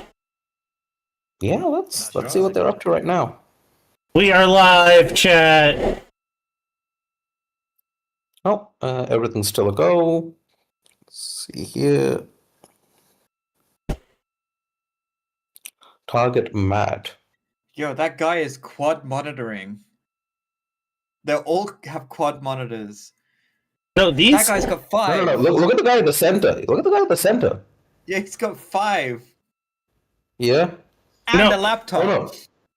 Oh, no. Guy to the right of him. Guy to the right of him. 1, 2, 3, 4, 5, 6, and a laptop. 6 and a laptop and a tablet and 2 keyboards and probably a phone as well. And 2 keyboards. Look, bro's got 2 keyboards and 2 mice. Mm-hmm. The guy on the right in the blue shirt. What a gamer. Bro. Oh my god. Playing Kerbal Space Program on one of those monitors, right? One of those big monitors is actually destroying Kerbal Space Program. They just don't want to admit it. The one on the left. Suspicious, is it not? Yeah. I'm kidding. Yeah. So real question. This is really cool stuff. So real question. Kapok, in the future, when we live together, can I get one of these setups? Can I get the setup with the guy on the right? Room or like... No, my desk can be the desk of the guy on the right. If we have the space, and I think we can lay them out in a way that's a bit better for you. Like I'm just saying, I want that many monitors. Not Grave. We will very likely need 2 GPUs for it. Okay. All of that, Grave. Not for playing Minecraft. All of that for playing Mahjong. No, they're playing Kerbal Space Program right now. No, we're talking about you. Oh, me? Yeah, no.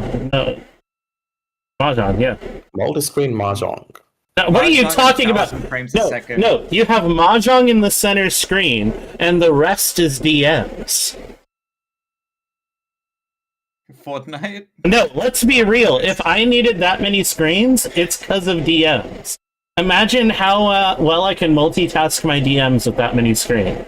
Imagine how much flirting I can do at once. My God.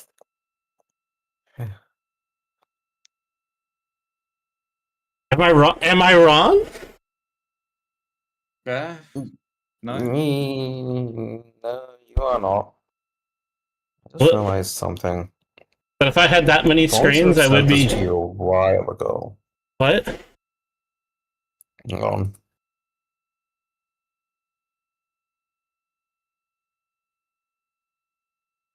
Hell yeah. There you go.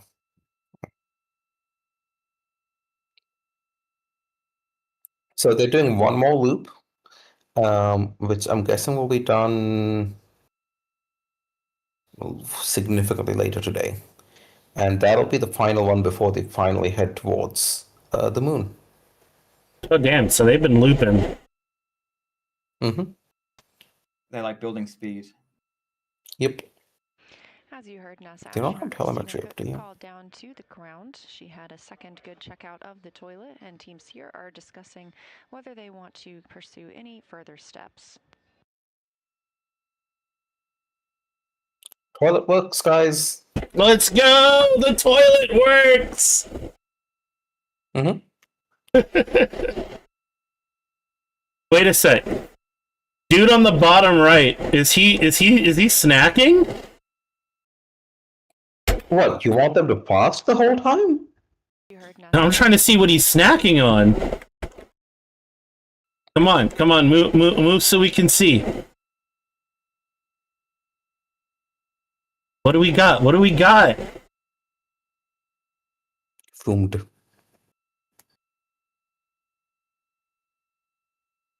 It's I see the thing. It's in this area right here.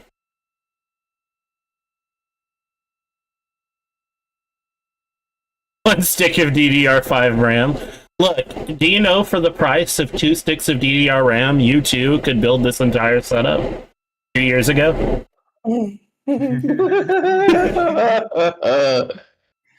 Malcolm, why did you do this to me? I had to buy 2 sticks of RAM, DDR5 RAM just 2 months ago. That's the joke. That's the joke. Yeah, you two could build. You two. Don't specifically because I had to buy it. Oh my god. Oh my god. You see what you.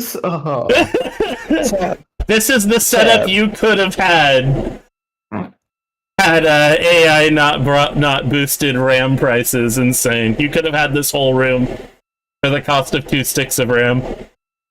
I'm gonna cry. You need another 8 gigs? Good fucking luck. Grave. Wait a minute. Does that say what I think it says? Hear about my pain. Wait a minute. Well, so we have BME right now, right? Mm-hmm. GNC, Prop, FDO. Does that say Capcom? Yes. Like the game company? I saw that as well. I don't know what it stands for. Is it Probably not the game company. Capcom? Is it Capcom or Capcom? I think it's Capcom. Oh. Damn, these guys aren't over here playing Mega Man. Okay. Now we don't have direct confirmation. I don't know. Well, space themed. Communicate with and track their CubeSats. Oh yeah, they did wind up doing like a few CubeSats on this mission as well. What? CubeSats. They're small satellites, so in some of the empty spaces of the rocket, they just like put in a few more satellites that can be launched. Generally, student programs and stuff like that. Nice. Mm-hmm. Like, since we're going up, would you want to send up a satellite with us? Yeah. All right. It's quite common, actually. I'm starting to fade, chat. That launch was really cool, but I'm getting sleepy. Who's live right now? In raid. Yeah, me too. I'm getting the big eat. Okay, so we got Dizzy, we got Praxis and Theory, who's adorable. No. Toilet status! We could not escape the toilet talk this entire stream, start to finish. Really? Yeah, no, we really could not escape the toilet talk. That toilet is go for use. We do recommend letting the system get up to operating speed before donating fluid, and then donating fluids. We are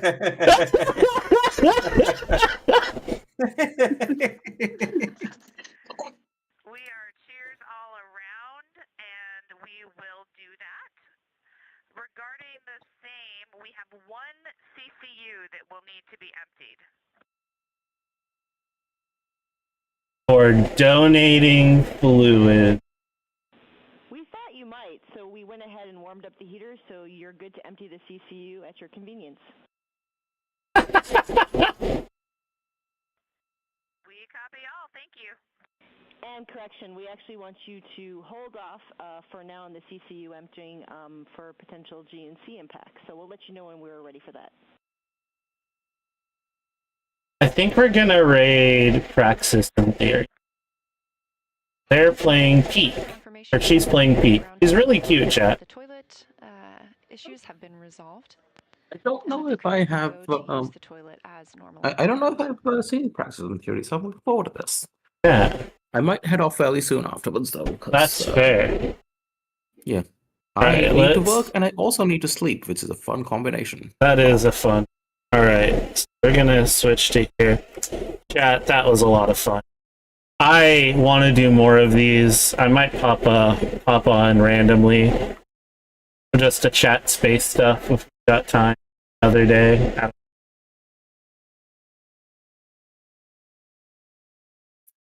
Oh yeah. Could be kind of cool. I definitely want to do landing though. Yeah. I'll probably be setting up a stream for Landed myself because I should be back home for that. Hell yeah, we can collab stream it. Mm-hmm. I might wind up doing a fairly long one of like other things as well to add to it.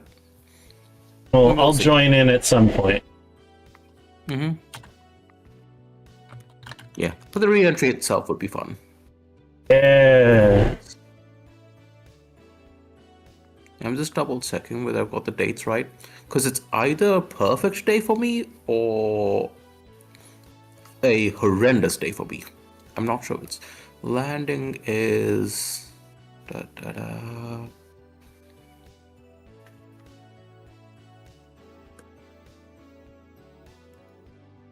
We'll figure that out later. Anyways, bye everyone. Thank you for showing up to my stream. Bye. It was a lot of fun.